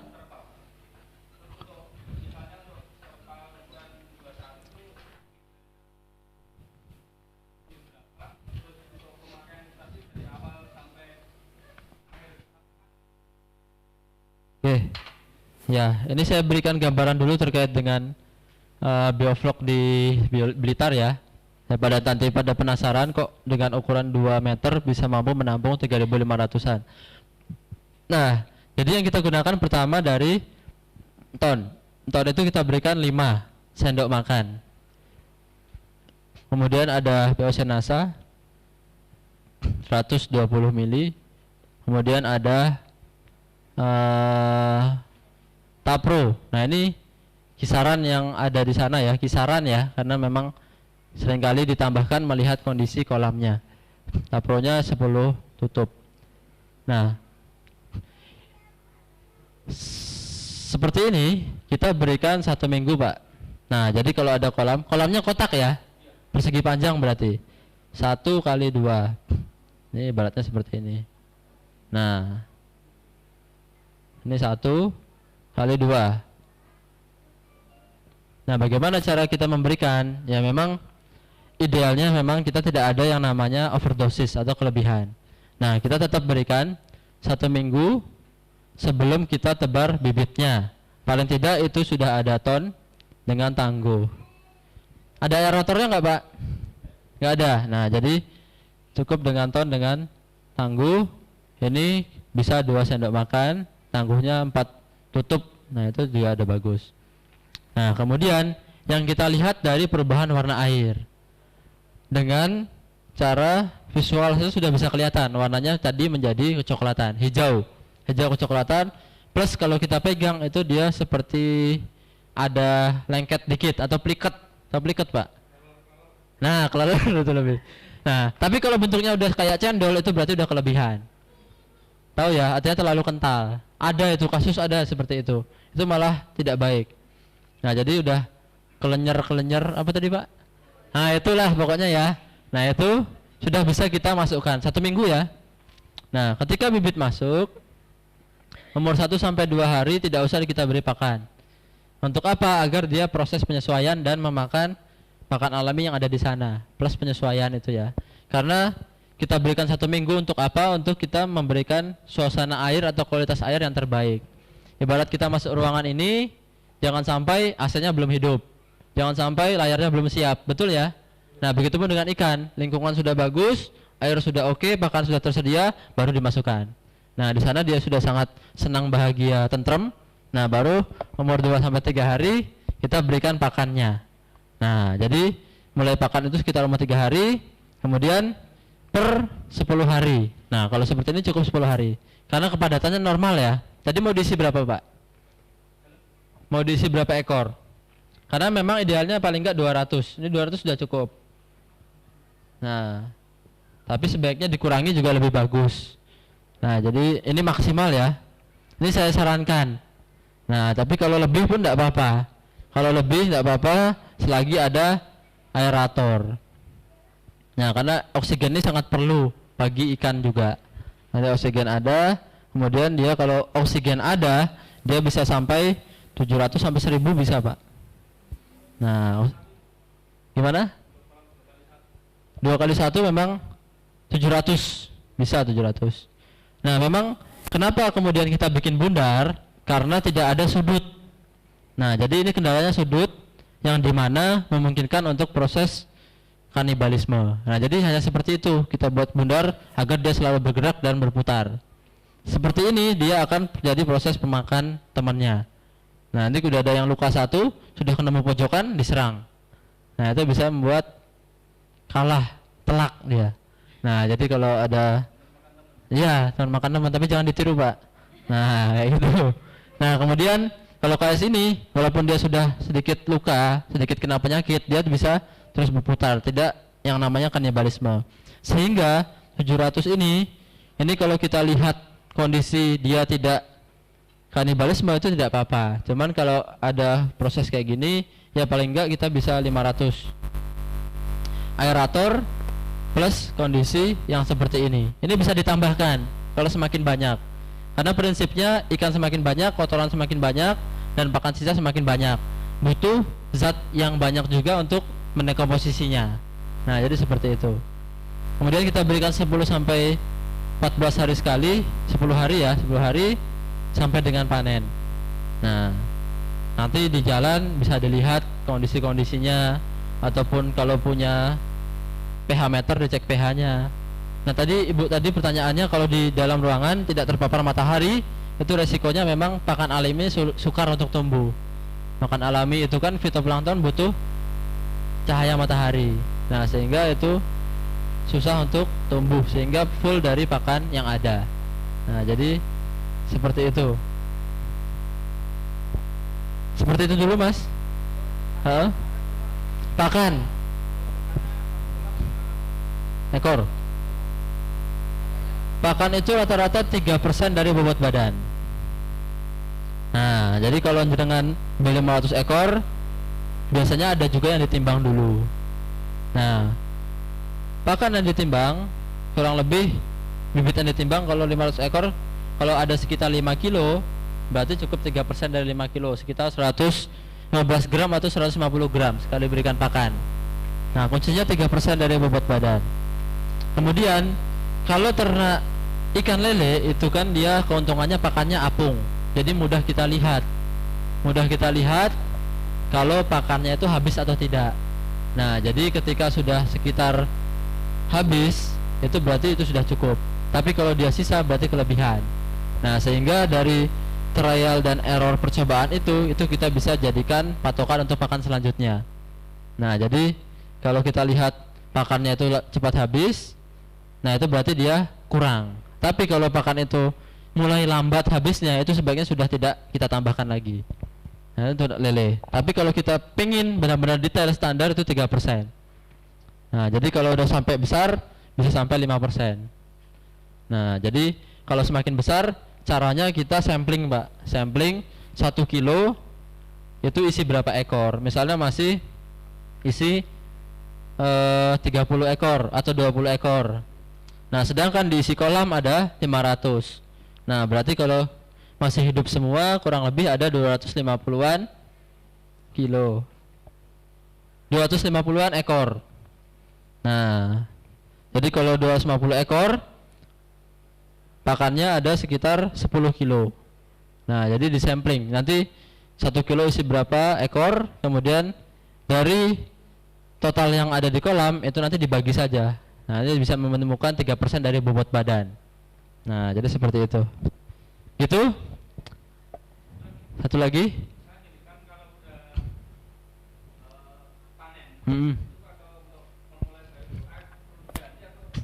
Oke, jadi nanti jika ada suatu kendala di jalan, maksudnya selama fase produksi, itu cukup kita kurangkan sekitar 30%.